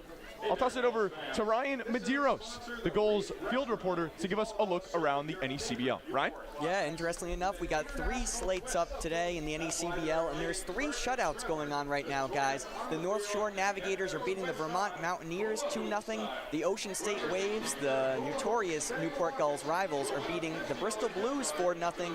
And obviously, in this game, the Valley Blue Sox are beating the Gulls 3-0. Well, 3 innings in the books and a 3-0 lead for the Valley Blue Sox. So now I'll send it over to my broadcast partner from Valley, Cal Freeman. Thank you, Zach. Blue Sox in front 3-0. If you're just joining us, 2 runs across in that first inning and another one across in the second for the Gulls. Just 1 hit so far off of that Barnum double, but he's stranded at third base after a great play by Jack Hausinger. And the Blue Sox throughout this season have been very impressive at the plate. After that first night, they only had 2 runs against the Gulls, but as we mentioned a couple times, it wasn't like that on the game. They had multiple runners left on base, double figures in bases, as Randolph said after the game. We're going to score runs. It's just going to be a matter of time, and they showed up, and they've responded for him in his first year as a head coach. He works as a volunteer assistant at the University of New Orleans, but so far this season, his players have loved playing for him. They've been very aggressive on the base pass. We've seen a couple times tonight. A couple times I saw a couple days ago in Danbury, a couple double steals when they have 2 runners on, first and second. They say, no, let's do one better. Let's go second and third. It's worked a couple times for them, and so far the Blue Sox now on a 3-game win streak, trying to make it 4 tonight. Cal, it kind of looks like a different team, to be honest with you, from the one that we saw in Thursday when they only put up 2 runs. They've already got 3, really making a statement here on opening night here in Newport. Absolutely. A couple adjustments, a couple of new players coming in. And now Brandon Hewitt steps in. First pitch. His fastball inside for strike 1. Hewitt walked and came around to score back in the second inning. A speedy center fielder from St. Joseph's. Here comes the 0-1 from Kingsbury. Breaking ball just misses inside for 1-0.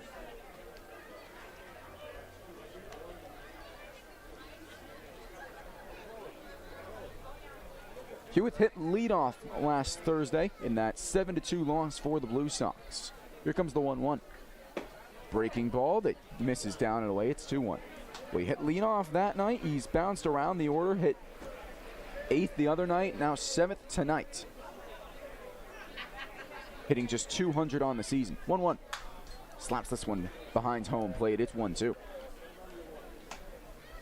And Hewitt is someone who the Blue Sox are hoping can produce the way he did this past season. In 37 games, at St. Joseph's, hitting .375, named to the A10 first team. Here's the pitch. Ground ball hit softly. Good reaction by Kingsbury as he underhands it on to first base for the first out of the inning. Jimmy Kingsbury saw that pitch right over the plate, able to bounce to it and get that first out. Yeah, good reflexes from the Villanova Wildcat on a ball that Chopper hit pretty quickly back to him, but able to get that first out, big first out, because these Valley Blue Sox have been able to put that leadoff man on the base paths tonight. And now a first Blue Sox AB for Garrett Schultz. Out of Nashville, Tennessee, and Xavier University. First pitch. Breaking ball way outside for ball 1. Just arrived with the Blue Sox today and wasn't even in the starting lineup. 1-0. Fastball that just catches the outside corner, evens up the count at 1. Defensive substitution for Kyle Hawes, who slid into second base with a stolen base but injured his hand. As the 1-1 pitch, a fastball that misses down and away, he's up 2-1.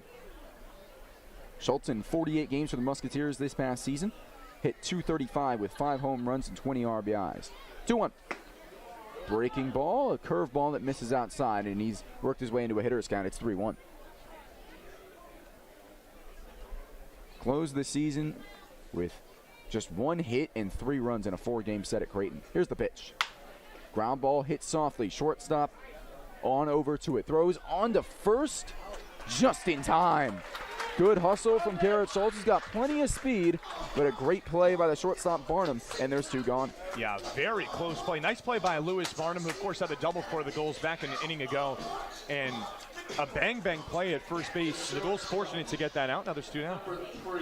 So Schultz grounds out to short in his first AB as a Blue Sox. And now the Blue Sox shortstop Mason LaPlante digs in. First pitch. Fastball misses upstairs for strike 1. LaPlante got his first Blue Sox hit yesterday, going 1 for 3 in the win over Danbury. Pitch. This one's lined into right field. Moving on over to it, diving, and he couldn't make the catch. Sam Cochran with a very good effort out in right field towards that warehouse, but it gets down, and LaPlante has his second base hit of the season. Yeah, Cal, we saw Cochran make an outstanding catch against these Blue Sox in right field last Thursday. Went for it again. That one would have been even more impressive. Had to make up a lot of ground in right field and just couldn't get to it. A very difficult play, but able to keep the ball in front of him. That's what's important to keep him at first. 4th hit of the night for the Blue Sox as the lineup card changes over for the 3rd time tonight. Jack Hausinger digs in. Hitting .286 in his first 2 games for Valley as the pickoff attempt on to first. Tag couldn't even be applied from the first baseman Perillo. Hausinger batting .286 so far this season. Today is 0 for 1 with an RBI. Kingsbury with another pickoff attempt and came a little closer that time, but Perillo unable to apply the tag again. Hausinger was hit by a pitch on the very first pitch of the ballgame, came around to score in the first after that RBI single by Brian Hart. Had the bases loaded and no outs in the second, but produced an RBI groundout. First pitch finally. Fastball freezes Hausinger. It's 0-1. Very impressive this past season for Xavier. 50 games for the Musketeers, .297 with 28 RBIs. Was selected to the All Big East first team after career highs in every batting statistic for the infielder out of Illinois. Fouls this one off down the third base side, and he is immediately down 0-2. He's been very consistent to those All Big East teams. Was a member of the All Big East second team back in 2019 and was preseason All Big East going into the 2020 season, where the Musketeers played just 18 games before the coronavirus outbreak. He's down 0-2, runner on first and 2 outs here in the 4th inning. Here's the delivery from Kingsbury.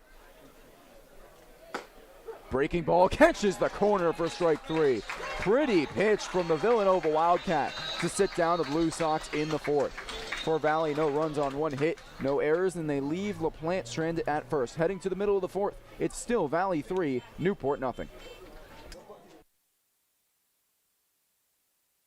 Fans, the NECBL's broadcast network brings all of the action right to your home every night. Available on your desktop, laptop, mobile device, as well as your Apple TV, Roku, Amazon Fire TV, or Android TV device. Enjoy single-day passes for just $8. Purchase a weekly subscription for $20, a monthly pass for $40, or an all-season pass for $80. Head to watch.necbl.com for more information and for a full streaming schedule. A reminder that this copyrighted telecast is the exclusive property of the Newport Gulls Baseball Club and the New England Collegiate Baseball League, presented by the authority of the NECBL Broadcast Network for the entertainment of our listening and viewing audience. It may not be reproduced, re-recorded, or retransmitted in any form, and the accounts and descriptions of this game cannot be disseminated without the express written consent of the Newport Gulls and the Commissioner's Office of the New England Collegiate Baseball League. Zephyr is the official on-field cap of the NECBL, also known as the Z-Hats. Zephyr is the authentic college hat with a loyal following of those who only wear the Z. Zephyr makes hats for over 800 colleges and channels that same energy and creativity into building custom hats of all types for pro sports teams, clothing brands, and... Be sure to check out the Gulls online at newportgulls.com. That's Newport Gulls. Welcome back to historic Cardines Field. John McCauley has thrown 3 shutout innings for Valley, trying to settle back in here against 3-4-5 for Newport, starting with Matthew Wood as the first pitch, a slow-moving breaking ball in there for strike 1. Cal Friedman joined alongside Zach Letson. Thank you so much for joining us on this overcast Monday night from Rhode Island. Wood struck out looking in the first inning. Here it is, second cracks today. Here's the 0-1. Fastball misses down and away at the feet for a 1-1. Matthew Wood, rising third-year sophomore at Penn State University, and has impressed in both seasons with the Nittany Lions. 1-1. Goes back to the curveball. Brilliant pitch right down the heart of the frame for 1-2. Cal, that breaking ball has about as much break as I have seen from a collegiate pitcher. Pretty unbelievable, but he keeps going right back to it. McCauley here in his second appearance of the season. He's on it so far. 1-2. Fastball swung on and missed in the dirt. Andrews throws on to first to finish off the strikeout. John McCauley gets his third K of the day to open up the bottom of the fourth. One gone. Yeah, what an arsenal he's got, right? He's got the beautiful breaking ball, and he's got that pitch down in a way that he just threw the fastball, and it's just kept these Gulls hitters really off balance all night. Reminds me of Brandon Garcia, what he did for Newport, and it's worked to perfection for Valley so far. First pitch goes right back to the breaking ball, and it is working wonders for him on the mound. 0-1 to C.J. Pitaro. The Vanderbilt product goes right back to the breaking ball, but misses on the outside corner, or excuse me, the inside corner for 1-1. Pitaro grounded out to first to end the first inning. 1-1. This is a ground ball the other way. Good play by Thomas. One hop onto first. The throw is off the bag, rolling towards the 2 dugouts, but it'll keep Pitaro at first base. He legs out an infield single, and the Gulls have just their second hit of the ball game. Well, Cal, Thomas playing a little far away from that third base bag worked perfectly to Pitaro, because if he's hugging the line, that's a play for Thomas. Instead, he has to come all the way, work his way into foul territory. There simply wasn't enough time, and a hit that the Gulls really needed. The Gulls have 2 hits today, one of which was hit deep, hit to one of the deepest parts of the park off the wall from Lewis Barnum, and that one didn't even leave the infield. But you'll take it for Newport, as they have struggled to work against John McCauley, the Butler product. Joe Fortin steps in. 5'10" from LA. First pitch, pops it high in the air, remains in the infield. A couple Blue Sox converge on it. McCauley bounces in. It drops in for a hit. They'll throw on to second to get the outs. Well, these players are having some serious trouble seeing the ball today. It happened a couple innings ago for Valley. This time it works for Newport to an extent, as Valley are still able to get Pitaro at second base. What a bizarre play, Cal. You mentioned it. The second time we've had that kind of situation tonight. It's bizarre, but if you're Valley, you don't really lose anything because it works just like a pop-up does. You're able to get the lead runner. Well, the fog coming in is something that we didn't have roughly 45 minutes before first pitch tonight. It rolled in seemingly out of nothing. First pitch, he goes back to the breaking ball for strike one to Cal Perillo. And I was talking with someone right before the game because I'm not used to this fog. I'm from South Florida. I'm not used to any of this. 0-1. Misses for a ball. They throw back over to first base immediately. Good reaction there from Andrews, but it's 1-1. And I was talking to him and I said, is this a normal thing, this fog? And he said, I've lived here for a very long time, and this has me surprised. So these players are taken aback too. Runner goes on 1-1 as he fouls it off behind his own plate. Newport trying to execute a hit and run with their first baseman, but he's now down 1-2. Well, Cal, on our bus back from Valley on Thursday night after opening night, the fog was unbelievable to say the least. It was a lot worse than this. It wouldn't have been playable. Now it's pretty bad, but it's still good enough to have baseball here at Cardinals. Perillo's used to the fog, grew up in Rhode Island, and is at Rhode Island College. Here's the pitch. Breaking ball that he's just able to get a piece of, and home plate umpire William Bowers will call it dead. So we'll do it again. Perillo, another late addition to this roster from Newport, and he impressed on opening night. A team-high 3 hits. He went 3 for 5 with a run and a strikeout in the Gulls' opening night of the season. A 7-2 win over these very same Valley Blue Sox. Find themselves 3-0 down after the Blue Sox got 2 in the first frame and 1 in the second. Perillo trying to keep this inning alive here for Newport, as they've yet to figure out John McCauley on the hump. 1-2. Fastball that Perillo fights off. Good job to protect home plate there as it exits Cardinals Field down that first base side. We'll do it again. Perillo really impressive to close in this last season. Hit .331 overall, but was hitting .364 in 9 games in May, including 11 RBIs. 1-2 again. Breaking ball slapped into left field for a base hit. Avoids the dive of Thomas, and Perillo with another hit to open up this NECBL season. And it's runners on second and first for the Gulls. Well, he's just been fantastic, Cal, hasn't he? 3 hits against these Blue Sox on Thursday. How about another one tonight? And it keeps this rally going for Newport. This is as good a chance as the Gulls have had. You got 2 runners on, and you bring the tying run to the plate. Connor Kiley steps in. Had an RBI on opening night, going 2 for 5. He's got a runner approximately 180 feet from home in Joe Fortin at second base. First offering. Fastball misses upstairs for ball 1. So Kiley, 6'1", 185, was born in Ocala, Florida, but he played his high school ball very close to here in Portsmouth, Rhode Island. Best of both worlds. 1-0. Fastball just can't catch the corner, and Kiley's worked his way up 2-0. Hit .400 this past season for Stonehill College, closing the season with 6 RBIs in his final 4 games. So 7 RBIs in his last 5. You count the NECBL. 2-0. Breaking ball misses way outside, and Kiley up 3-0 here as McCauley's starting to lose a bit of the control that he had in the first couple innings. He gave up just 1 hit through the first 3, and he's given up 2 this inning, albeit one of them not really his fault after that high pop-up that just bounced in the infield. Here's the 3-0. Fastball misses upstairs, and the bases are loaded. A 4-pitch walk delivered to Connor Kiley, and are loaded for the debutant Cerruto. Well, that's about as easy as it's been all night, right? I mean, 4 pitches to Kiley after Perillo makes some noise with the base hit, and this is a real rally for the Gulls. Their biggest opportunity of the day for McCauley, who's looked outstanding on the mound for Valley. Now the Gulls really have a chance to get back in. Well, here comes the Rutgers product, Peter Cerruto. First pitch to him. Fastball misses upstairs for ball 1. He mentioned in his first at-bat after he grounded out to third that he struggles at getting runs batted in. And for Kevin Windsor out at Newport, this is a big chance. Bases loaded, 2 outs. He swings and hits this one into left field. It is down in left center. 1 run is in. 2 runs are in, and they're going to hold the runner at third base, so he's going to run through it. The throw to the plate. Andrews has it, and he's got the tag. He ran through a stop sign, and Cole Andrews has the play at at home plate to retire the side. Newport still get 2 runs off the hit from Cerruto, but that's all it is. They're back into this ball game. It's Valley 3, Newport 2 here on the NECBL Broadcast Network.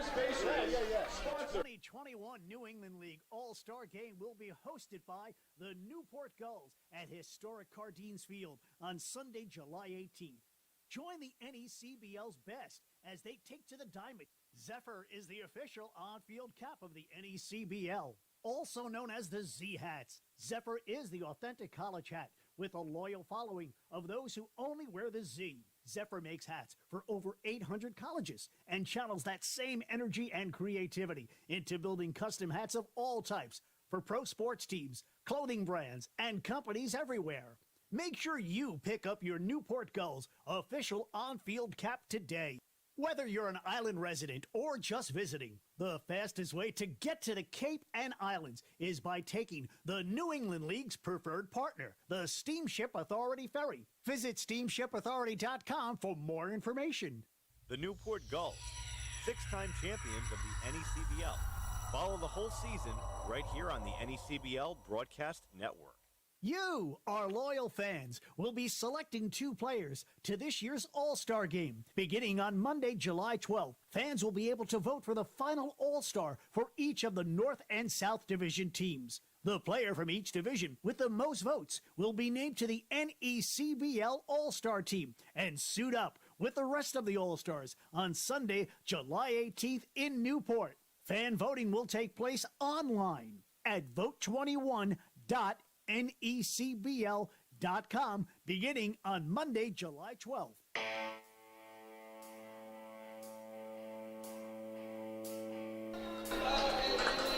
Welcome back to Cardines Field.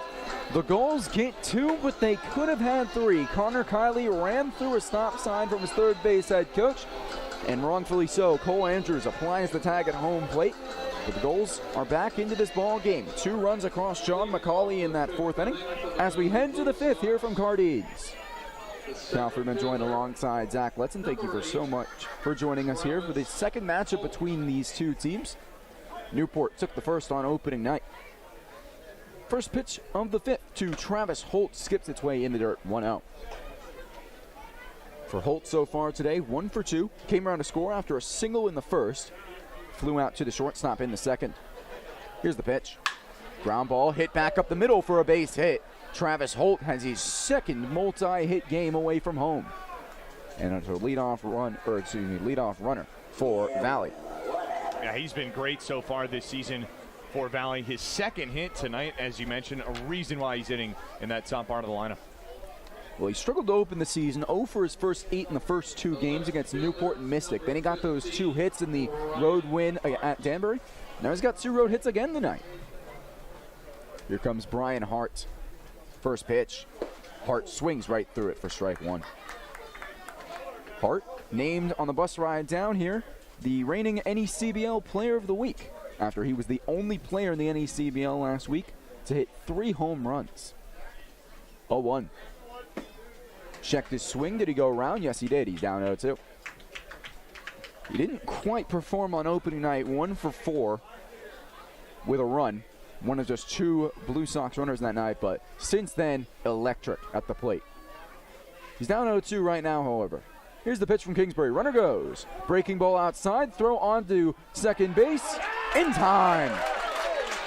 Quick reaction from Peter Cerruto onto Lewis Barnum, and the leadoff runner nullified for the Blue Sox. Well, Cal, have you seen that before? Cerruto on about 4 hops just fired a throw. Doesn't matter how many hops it took. It was on the money. Down to second base and in time to get the out. Hart coming off a 1 for 4 performance on Sunday, clubbing his 3rd home run of the season. Only player to do that so far. Here's the 0-2. He slaps this one to short into the shift. What a play by Barnum on to first in time. How about this 5th inning from the Gulls shortstop? Lewis Barnum applies the tag on the steal and now gets Hart at first base. That is an outstanding play from your shortstop. Shades of, dare I say, Fernando Tatis, what we've seen lately, able to get that pick up on a play that it would have been ruled a hit if it was off of his glove, able to make a fantastic play and just get the runner by half a step. Only defensively of recently, I should say, as that first pitch sails over the head of Cole Andrews for ball 1. He's known for his hitting, Tatis, but wasn't he leading the MLB in errors at one point in the season? I feel like it. That was a highlight I saw on MLB's Instagram the other day. Looks similar to Barnum. Not surprised there. 1-0. Man is a highlight machine as Andrews hits this one high in the air down the third base side. We'll see if it remains in play. Ranging into foul territory, and it drops fair. Andrews on his way to second, and he will be there, tagged out. Another play fooling these infielders with the fog. Andrews tries to turn it into 2, but he's tagged out at second base by Joe Fortin, and the side is retired. 2 hits for the Blue Sox in that inning, but after a caught steal and a throw out at second, the inning is over. It's still Blue Sox 3, Gulls 2 here on the NECBL Broadcast Network. Whether you're an island resident or just visiting, the fastest way to get to the Cape and Islands is by taking the New England League's preferred partner, the Steamship Authority Ferry. Visit steamshipauthority.com for more information. Franklin Sports is proud to be the official batting glove of the New England League. This summer, the NECBL and its 14 organizations join over 200 major leaguers by wearing custom Franklin batting gloves as members of the Franklin family. To design your own custom pair of batting gloves, visit franklinsports.com and join the fam. Fans, the NECBL's broadcast network brings all of the action right to your home every night. Available on your desktop, laptop, mobile device, as well as your Apple TV, Roku, Amazon Fire TV, or Android TV device. Enjoy single-day passes for just $8. Purchase a weekly subscription for $20, a monthly pass for $40, or an all-season pass for $80. Head to watch.necbl.com for more information. The Newport Gulls, 6-time champions of the NECBL. Follow the whole season right here on the NECBL broadcast. This is Newport Gulls baseball on your home for the Gulls, the NECBL Broadcast Network. Welcome back to the 5th. For the Gulls, their number 5, Lewis Barnum, will lead off the inning. 9-1-2 due up for Kevin Winterad's team. They trail 3-2 after they got 2 in the last inning off a 2-run double by Peter Ceruto. The inning ended after Connor Kiley was tagged out at home plate after a big throw from Valley center fielder Brendan Hewitt. First pitch to Barnum. John McCauley, the pitcher, misses outside on a fastball for ball 1. Barnum laced his first hit of the season to deep left center to open up the 3rd inning. Here's the 1-0. Breaking ball, misses again on the outside, and Barnum now quickly up 2-0. Here in his 2nd game of the season, 0 for 3 last Thursday with 2 walks and 3 Ks. In the 7-2 win for Newport. Here's the pitch. Fastball misses upstairs, and he's up 3-0. Struggled this past season in his freshman year at Bryant. Hit under 100, 0.71 in 12 appearances. 3-0 pitch is a fastball that misses upstairs, ball 4. 4-pitch walk, and the 2nd walk of the day the 3rd walk of the day for the Gulls. I love the plate approach by Barnum so far in this ball game. Got a pitch, and he attacked it in the 3rd inning with that double, and this time just lets it come to him. Very patient approach at the plate, and that's exactly what you need for the Gulls down a run to get the leadoff guy on. Lineup card changes over for the 3rd time today for Newport. Sam Cochran steps in. Runner on first and none away here in the 5th. Here's the first pitch. Breaking ball misses down and away for ball 1. I feel slightly sorry for Cochran. He's hit 2 very well balls to the opposite field, but 2 lineouts to left. 0 for 2 today. Now 2 for 7 on the season. Throw back over to first base, not in time. Well, the Gulls were supposed to have played 2 games by now, but their opening night on last Friday was postponed due to rain. Whereas Blue Sox have played all 4 of their games so far. Here's the pitch. Another one misses down and low. 6 straight balls from John McCauley to open up this 5th inning. Cochran's bounced around. Previously played at Eckerd College, having 24 hits in 19 games back in 2020 before the season was canceled. 2-0. Fastball misses outside corner, and he's up 3-0. 7 straight balls. And that will bring Cole Andrews out to talk with his starting pitcher. Yeah, if you're the Gulls right now, no reason to take the bat off the shoulder if he's struggling to locate. You saw the 9-hitter Barnum do an excellent job, and Cochran, who there's a reason why he's in that leadoff spot. He can get on base as good as any of these Gulls hitters. Not going to beat himself. He's going to make the pitcher come to him, beat him, and right now, you can't locate in the zone. He's going to have a lot of trouble, as he did last inning. Cochran, one of 2 goals born in Ocala, Florida. Him and Connor Kiley, both born in the Sunshine State. 3-0. Fastball just catches that upstairs corner for 3-1. Finally, a strike from McCauley. See if he can find his composure again. Cochran 2 for 5 last week with an RBI. Throw back over to first, not in time. We've seen a lot of pickoff attempts from John McCauley tonight. He had a couple in one at-bat back in that first inning trying to catch Grayson Moore. Trying to pick him off 5 times in that first inning. 3-1 pitch. Slap the other way and foul. Count runs full. Good job to battle back in this at-bat. Cochran here in his second stint in the NACBL. Previously played for the Winnipesaukee Muskrats. Got off to a great start this season, but have dropped their last 2 games. Up in the North Division, the Blue Sox, formerly of the North Division, this is their first year in the South. They were supposed to be in 2020, but there was no season.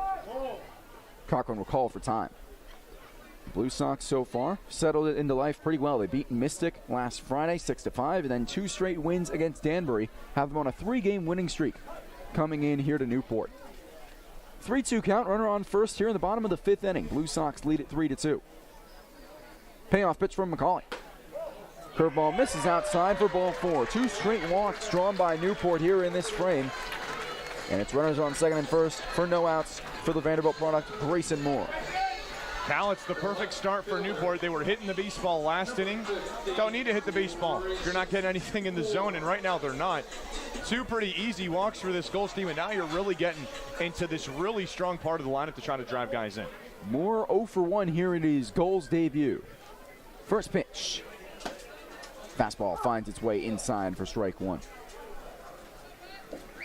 Moore walked back in that first inning, but was stranded at first, and then grounded out to second base to end the 3rd inning. Here's the 0-1. Nope, he steps off. We will wait for that pitch. Grounded out to second. A quite fantastic play by Jack Hausinger at second base to be able to hold the Gulls off the scoreboard at that point. 0-1. Fastball just can't got that upstairs corner, and the count evens up at 1. For Grayson Moore, he's made 5 appearances for the Vanderbilt Commodores. Has yet to record an AB for Vandy. Played in all 5 games as a defensive sub for the SEC squad. Looking back at second base is McCauley. Now he fires the 1-1. Big swing and miss from Moore, and he's now down 1-2. Moore was a 2-time all-conference member for Lake Mary High School. He was ranked as the number 7 outfielder by Perfect Game, including the number 19th in the nation in this previous class. Runners on first and second. Here's the 1-2.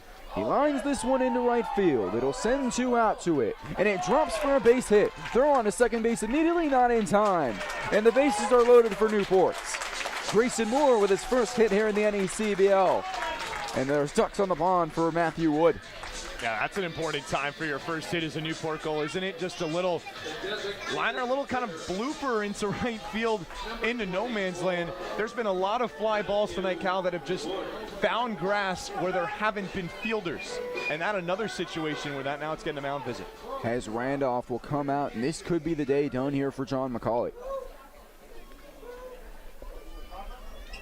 If his day is done, 2 runs allowed on 5 hits here in 4 innings. But his day might be done. Still responsible for all the runners on base if he is pulled. As the first-year man has Randolph out to the mound. Previously had worked for the Blue Sox as a hitting coach, as we're seeing some action going on here in both bullpens here on the NACBL broadcast network. That is Mason Miller working for the Blue Sox, but Randolph's going to keep the faith here in his starter, McCauley. Miller, the man warming up for Valley, has made 1 appearance so far this season. He might be called in here. As the bases are loaded and no outs here in a 1-run game. The Blue Sox got 3 in the first 2 frames, 2 in the first, 1 in the second, but Newport responded with 2 in the 4th, and are now looking for more here in the 5th. First pitch to Matthew Wood. Breaking ball outside, 1-0. Wood has been so impressive for Penn State, hitting .314 in his true freshman year back in 2020, then hitting .303 in 2021. In 37 games, all starts for the Nittany Lions. 1-0. Slaps this one down the line for a base hit. This will give the Gulls the lead. One is in. Here comes Cochran. And they will keep the runners at third as it's a stand-up double for Matthew Wood. A two-run stand-up double, and Newport have their first lead of the night. It's Gulls 4, Blue Sox 3. Cal, his biggest hit as a Newport Gull, and after McCauley could not find the zone, he leaves one out over the plate, and Wood just ate it up. All over that baseball, hit it sharply down the line, and that is exactly what you want for the Newport Gulls, and a chance for more with still no outs. McCauley looking back over to his dugout, wondering if he'll be pulled here, and it looks like that will be his night done. So 4 runs given up, each in the last 2 innings, off of 2 doubles. One from Peter Cerruto and one from Matthew Wood. Both catchers, but Wood designated hitter tonight. And that is it for John McCauley. We will see a new Blue Sox pitcher, or first reliever, when we come back. It's 4-3 Gulls here on the NECBL Broadcast Network. The 2021 New England League All-Star Game will be hosted by the Newport Gulls at historic Cardines Field on Sunday, July 18th. Join the NECBL's best as they take to the diamond in front of scouts from every MLB organization at Cardines Field in Newport, Rhode Island. Visit asg21.necbl.com for more information. A reminder that this copyrighted telecast is the exclusive property of the Newport Gulls Baseball Club and the New England Collegiate Baseball League, presented by the authority of the NECBL Broadcast Network for the entertainment of our listening and viewing audience, and may not be reproduced, re-recorded, or retransmitted in any form. And the accounts and descriptions of this game cannot be disseminated without the express written consent of the Newport Gulls and the Commissioner's Office of the New England Collegiate Baseball League. NCTV 18 Newport County, the World Wide Web, and on DVD. This is Newport Gulls Baseball on the NECBL Broadcast Network.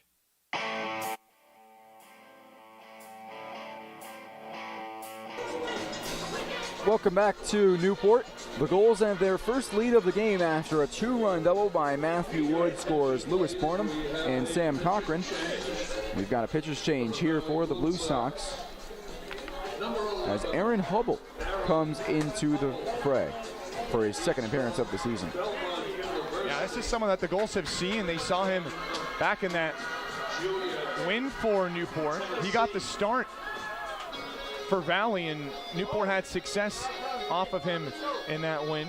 You mentioned it comes out of Belmont, had 12 appearances with them, and an arm that Newport is familiar with. Boy, the Gulls have an opportunity. You mentioned they just took the lead, a huge chance for more.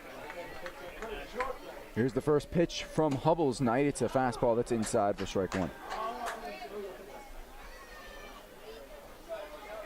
Hubble gave up 4 runs, 3 of which were earned on opening night. Here's the 0-1. It's a breaking ball that goes into the dirt for 1-1. Runners still on second and third. It's Speedy Moore on third with Wood aboard at second base. 1-1 to Pitaro is grounded to the second baseman. It'll bring home a run as Hausinger looks home but fires on to first. And the Gulls traded out for a run, an RBI ground out from C.J. Pitaro. His first RBI of the season, and it's 5-3 Newport.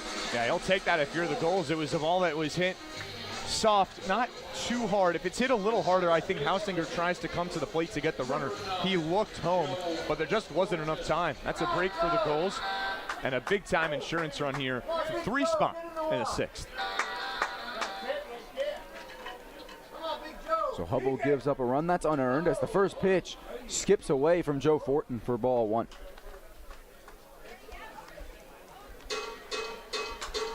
So now Newport with 3 in the frame. Sacrifice fly still an option here for Joe Fortin. He is 0 for 2 today with a fielder's choice. That one misses and he's up 2-1.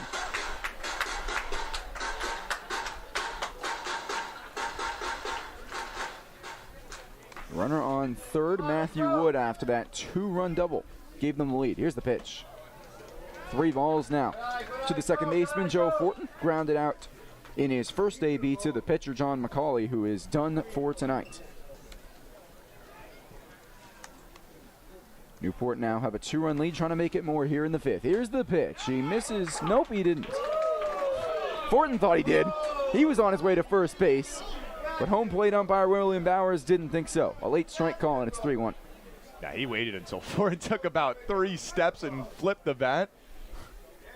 Not as late a call as you'll get, but keeps him in the box. So now 3-1 to the second baseman. Here's the pitch from Hubble. It misses outside. Now he will walk. A 5-pitch walk from Aaron Hubble. He walked 5 last week and now 6, puts runners on the corners. Cal is as patient of an inning as the Gulls have had. The 3rd walk alone in this inning, remarkable, and it's causing a lot of problems for Valley. Well, in the worst, in a certain case, you wouldn't mind that because it allows a double play to get out of the inning. It opens up the opportunity, but it also opens up the opportunity for Cal Perillo, who has started this season with confidence. First pitch to him, fastball misses upstairs for ball 1. 3 for 5 last week, 1 for 2 tonight with a run. Singled back in the 4th inning. Here's the pitch. His fastball misses down to the way. It's 2-0 now to Perillo. Last season for Rhode Island College, very impressive.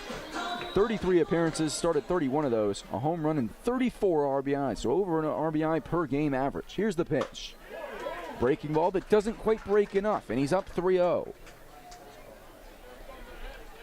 Valley struggling here in this inning. 3 runs already for Newport, but runners on the corners and a big hitters count for the first baseman. Here's the pitch. Get me over. Fastball finds its way inside for 3-1. Perillo had some dominant series last year, including against Castleton. He went 9 for 19 with 11 RBIs. Here's the pitch. Fastball misses down and away. Another walk from Hubble, visibly frustrated, and the bases are loaded again for Newport. I mean, it just continues. The patience at the plate for Newport. You have to tip your cap to these Gulls who have shown that they can hit the baseball. They have done a great job of getting hits, but I'd argue even a better job of just getting on base, getting walks, and forcing danger for Valley. Here's another man who's drawn a walk today, Connor Kiley. Grounds this one to second. This could be 2. Hausinger on to second for 1, and the throw won't come in. It'll bring home another run for Newport. An RBI ground out from Connor Kiley, his 2nd RBI of the season, and it's 6-3. And it's just another case of a ball that's just hit too softly. I think if it's hit sharper, in a way, it's better for Valley because it's hit right to Hausinger. I think he might try to turn 2, but instead just not the time at all to turn that, and it works to the Gulls' benefit with another run. Again, that run not charged to the man on the mound, Aaron Hubble. It is charged to John McCauley, the Blue Sox starter. First pitch, big swing and miss from Peter Cerruto. Cerruto drove a double back to that left field wall to bring home 2 runs in the 4th. Runners on the corners and 2 away. Here's the pitch from Hubble. Bounces his way in the dirt. Andrews makes his way out to it, and a good reaction from Cole Andrews keeps Fortin over at third base.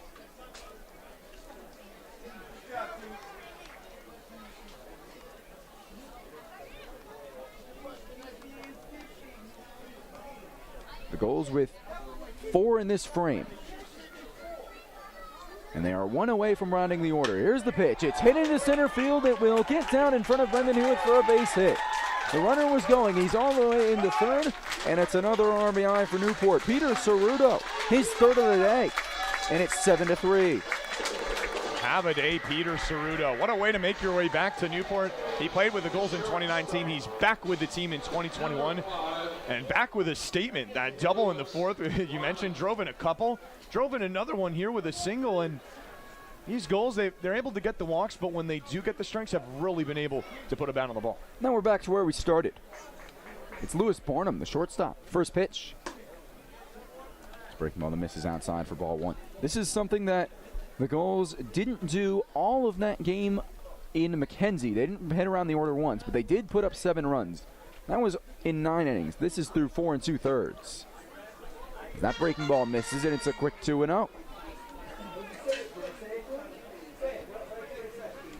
Runner at 3rd is Perillo, and the man at first base, Cerruto, after the RBI single. Here's the pitch from Hubble. He wanted to go around at it, but it's inside for strike 1.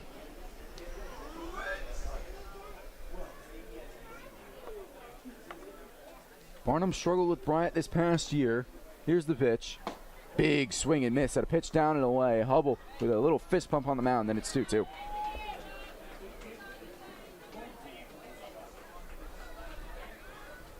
Barnum played his high school ball at Cathedral Catholic, hit .375 with 6 doubles in his senior season before coming over to Rhode Island. 2-2. His fastball misses upstairs, and the count runs full.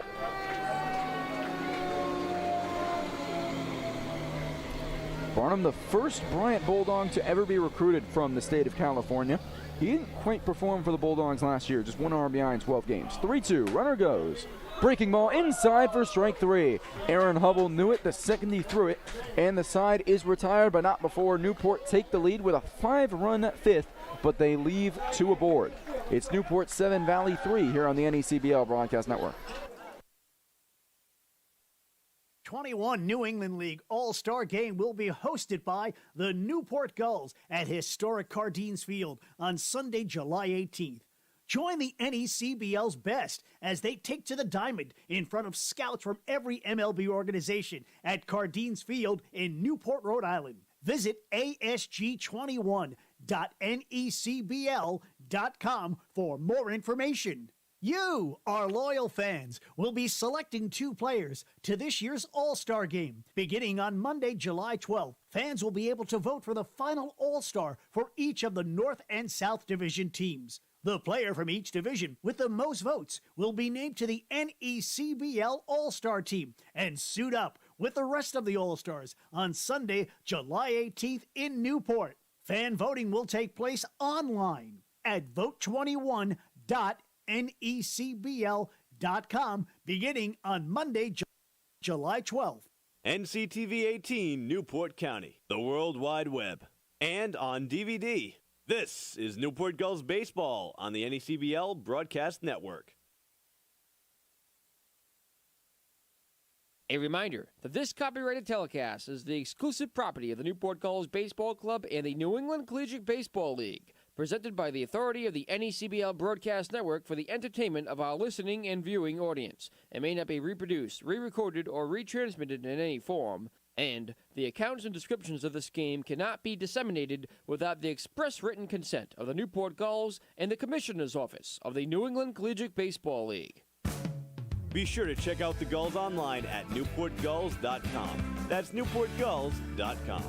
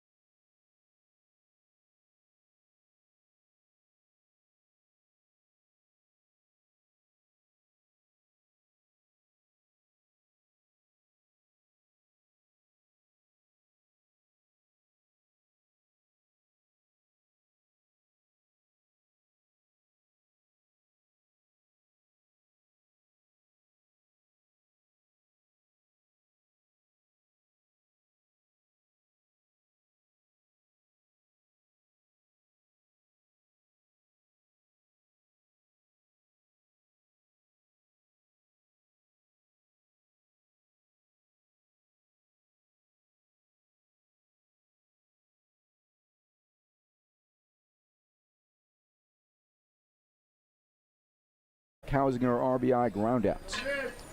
One out and a runner in scoring position. It's his St. Joe's teammate Thomas. First pitch. Fastball taken upstairs, 4-1. Hewitt incredible this past season, as mentioned. In his first series of the season in conference play, 6 for 15 with a home run and 4 RBIs and a sweep at George Washington. That pitch finds the upstairs corner and the count evens up at 1. He also had one stretch in mid-April, unreal. 10 for 15, 2 triples, 8 RBIs in games against St. Bonaventure and Fordham. Here comes the 1-1. Hewitt takes a breaking ball. It just catches the corner. Nice pitch there from Tulio, and he's down 1-2. Hasn't quite translated that play over here into the NACBL, hitting 200 coming into tonight with 2 RBIs. But now with 6 runs. His job is to get on base, and he's done not a great job with it, but he's coming around to score a bunch as he calls for time as the throw came in, and Tulio caught in an awkward position. For the reliever this year, made just 4 appearances, pitched just 2 1/3. Hasn't quite had the action at Louisville. Had just 4 appearances back in 2020. Only pitched 2 2/3 there before the season was called off. The 1-2. Popped foul down this third base side. Good job by Hewitt to stay alive. Tulio was ranked as the number 4 pitcher in Pennsylvania back in the 2019 class by Perfect Game. He featured in the 2018 National Showcase game at Tropicana Field over in St. Petersburg, Florida, home of the Tampa Bay Rays. Hewitt was 0 for 4 in his Blue Sox debut against Newport, looking for a hit here with a runner in scoring position. The 1-2. Breaking ball bounces in the dirt. Good reaction by the catcher Ceruto. That's going to keep Thomas at second base. Hewitt also closed this season strong. Went 6 for 17 with 3 RBIs, with a hit in every game in a series split at Rhode Island. Not far from here at Cardines Field in Newport. Tulio looking over at second. Here comes his 2-2. Breaking ball grounded to the second baseman. It'll get the runner up to third. And the throw on to first is just in time. The speedy Hewitt tried to leg it out, but Fortin just able to beat him. Yeah, Joe Fortin, kind of a nice play over at first base. That ball took a really bad hop, as you'll see here on the replay, right before it got to him, and he was able to fling the glove kind of over his head and get it to Perillo just in time. It's been a challenge tonight for fielders. We've seen a couple plays where the ball's just been lost up in the air in this fog, as you can see the fog rolling in here to Cardines Field under the floodlights. First pitch is a breaking ball, or excuse me, a fastball that misses at the knees of Garrett Schultz for 1-0. All I got to say is, I don't know if I'd want to be an outfielder right now. It's going to be really hard to see a fly ball.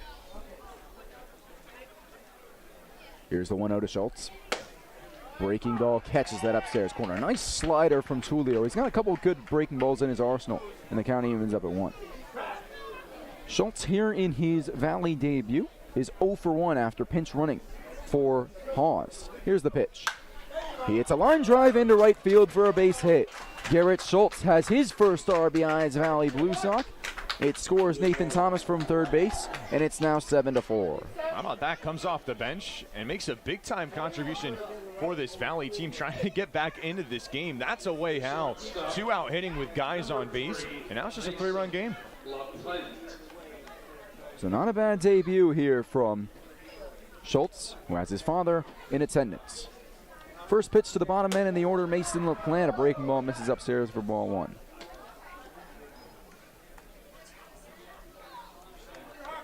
So a debut RBI for Garrett Schultz has cut the lead to 3. Here's the pitch to LaPlante. Schultz is running. He pops this one high in the air. Down this first base side, it's out of play. It's now 1-2.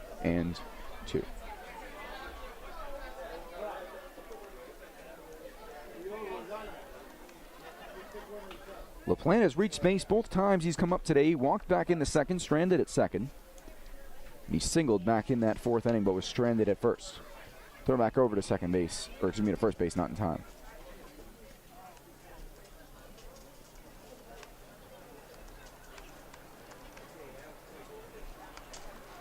Cal Friedman joined alongside Zach Letson here at historic Cardines Field. Thank you so much for joining us. Here for Game 5 of the Blue Sox season, Game 2 here for Newport.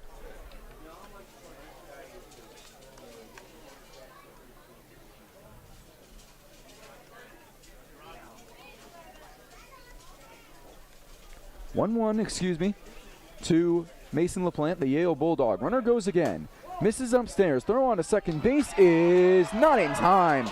It looked like the throw had him, but the tag not down in time from Joe Fortin as Schultz able to swipe second base. And again, that's another fine throw from Peter Ceruto. I think the Gulls infield thought that it was there in time, but give credit where credit's due to Schultz on the base paths, running hard and just getting under that tag just in time. Second stolen base of the night for the Blue Sox. Second in this frame.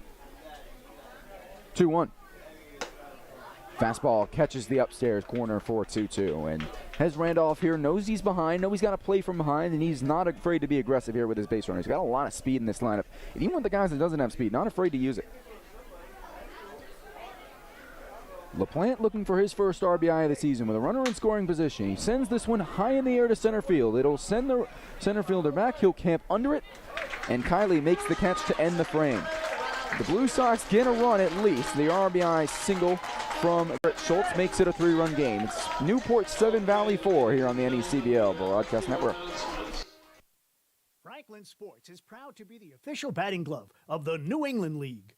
This summer, the NECBL and its 14 organizations join over 200 major leaguers by wearing custom Franklin batting gloves as members of the Franklin family. To design your own custom pair of batting gloves, visit franklinsports.com and join the fam. Fans, the NECBL's broadcast network brings all of the action right to your home every night.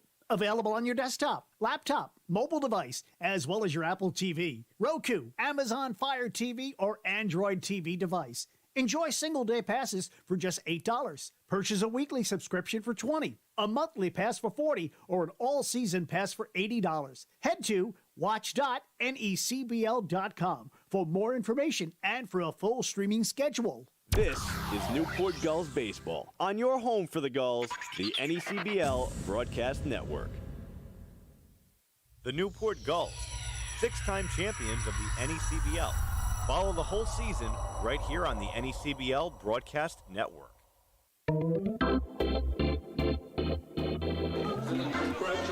Welcome back to Newport. A new pitcher coming in for the Blue Sox. It's Kyle Sebastianski making his second appearance of the season. Late arrival to the team out of Elms College so far this year. 1 appearance, an inning pitched. No record with a 0 ERA, no walks, and 1 strikeout. Here making his second appearance of the season and his second against Newport. Yeah, you mentioned it. Going from one pitcher that played on Thursday against the Gulls to another, and it was Sebastianski, that came in late into that game for Valley and for this Gulls team that really just had a complete performance offensively against the Valley pitching staff. And they're showing it again. After a slow start tonight through those first 3 innings, they've really started to click here in the last couple. We can give you the line on the starter for Newport.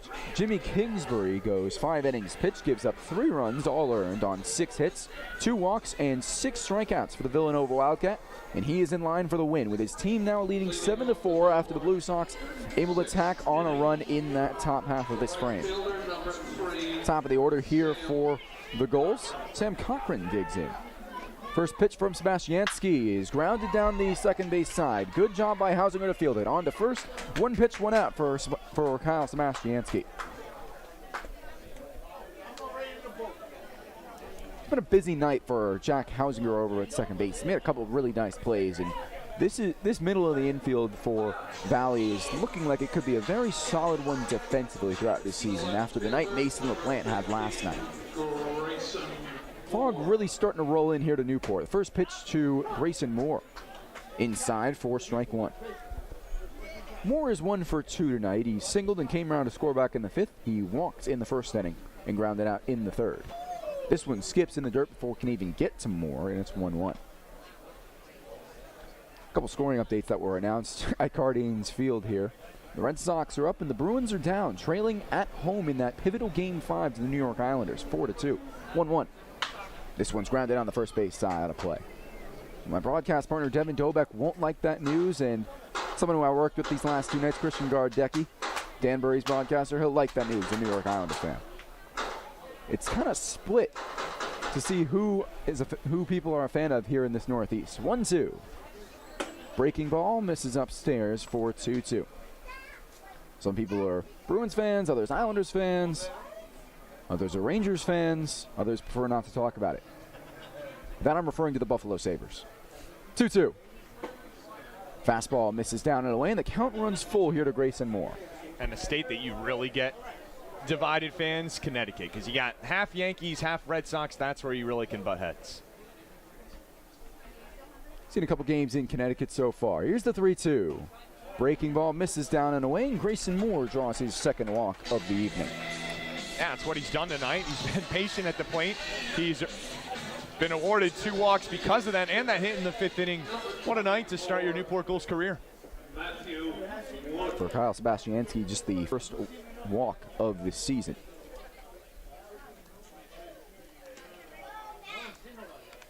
Here in an inning and a third so far, all of which have come against the Gulls. We'll give you that line in a moment as the first pitch comes into Matthew Wood, and he fouls it off behind plate. He threw an inning last week to close out that 7-2 loss for the Blue Sox. A 1-2-3 inning with a strikeout. At McKenzie Stadium, now working from the Gulls' home here at Cardines Field. Fog rolling in from right field.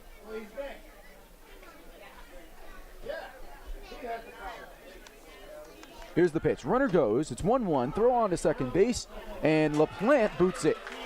The throw came in a little off from Andrews, and LaPlante couldn't quite glove it. Might have been thinking about the tag first, but it's a stolen base there for Moore. Yeah, Moore happened to pick a great pitch to run on an off-speed pitch, and Andrews fired that baseball down there, and it was a bit high. It went out of LaPlante's glove, but it was going to be tough to tag him out. So now runner in the scoring position. Here's the 1-1. Comes in, and it almost hits him, but it bounced right in front of his knees for 2-1. For Matthew Wood. Well, fog continuing to roll in, and I did hear that there has been one game that's been affected by fog. Back on opening night, it was 3-0 Martha's Vineyard at Mystic. That game was canceled due to a fog out. As this one's popped up down the third base side, we'll do it again at 1-2. That game didn't go final, as the league wants them to finish up that game the next time those two meet. So Martha's Vineyard, after having a fog out and a rain out, are still 0-0 here on the 5th day of the NECBL season. Only team yet to finish a game. The Gulls currently top of the South Division because they've only played once and they're 1-0. Can't get a better record than that when you've only played one game. Here's the pitch. Breaking ball misses upstairs, 2-2. The Blue Sox are second in the division. After losing opening night, they've won their last 3. We're the first team to 3 wins this season. The Mystic Schooners right behind them at 2-1. Only 3 teams above 500 so far here in the South Division. The 2-2 is breaking ball misses outside. The count runs full to Matthew Wood. DH today, catcher out of Penn State. Rounding out the rest of the South, Danbury are 1-2, Bristol are 1-2, and Ocean State bottom of the division at 0-2. Ocean State in Bristol tonight. Here's the payoff pitch. Ground ball first base side foul. We'll do it again. Matthew Wood, 1 for 3 today. RBI double back in that 5th. 2 strikeouts before that. 1 swinging in the 4th and 1 looking back in the 1st inning. Sebastianski looking for his 2nd strikeout of the season and his first tonight. Here it comes. Breaking ball swung right through for strike 3. Wood wanted all that, and he got none of that. A first strikeout for Sebastianski tonight, and there's 2 gone here in the 6th. Yeah, it looked like he was sitting fastball. Might have been looking upstairs, but a perfect pitch from Sebastianski. A little different from the breaking ball count that we saw from McCauley, but it works nonetheless. CJ Pitaro steps in. Watches the first pitch upstairs for ball 1. Picked up his first RBI of the season in his last at-bat, an RBI ground out to second base in that 5th inning. 1 of 5 Newport runs in the 5th. Here's the pitch. Breaking ball misses upstairs, 2-0. Pitaro, similar to Grayson Moore, only made 5 appearances in his Vanderbilt career. He's hitting .333 for the Commodores with 3 RBIs, and he will surely feature for them as his career goes on. Got a lot of confidence in him. 2-2. Popped up in the air, excuse me, that was 2-0. Hewitt ranging under it, and it drops in left center for a base hit. It'll send another run home, and it's 8-4 Newport. 3 Blue Sox converge on it. All of them lost it in the fog as it drops into left center, and a second RBI for C.J. Pitaro. Cal, what a bizarre situation. It looked like LaPlante might have been the only Blue Sox that saw that baseball because the center and left fielder couldn't see it because of the fog, and that might cause a stoppage here. Well, it's a wonder if this game will have to come to a stoppage. As mentioned, it's happened once before in this league. I don't have the view that those guys have out there in left center. I saw that one drop in. It didn't look like they saw the ball at all. It looked like LaPlante was trying to go out and be a hero in left field. You can blame the Valley outfielders. It's really been coming in this last hour or so. We'll see what these umpires come to a conclusion. It looks like we're going to have to see a delay here due to the fog. So for now, we'll come to a stoppage in play. Newport lead at 8-4 here on the NECBL Broadcast Network after tacking on one more run in the 6th. We'll be right back.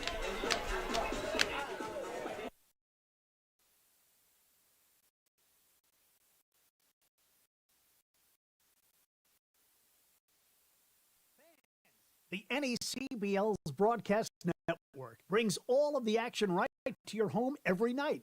Available on your desktop, laptop, mobile device, as well as your Apple TV, Roku, Amazon Fire TV, or Android TV device.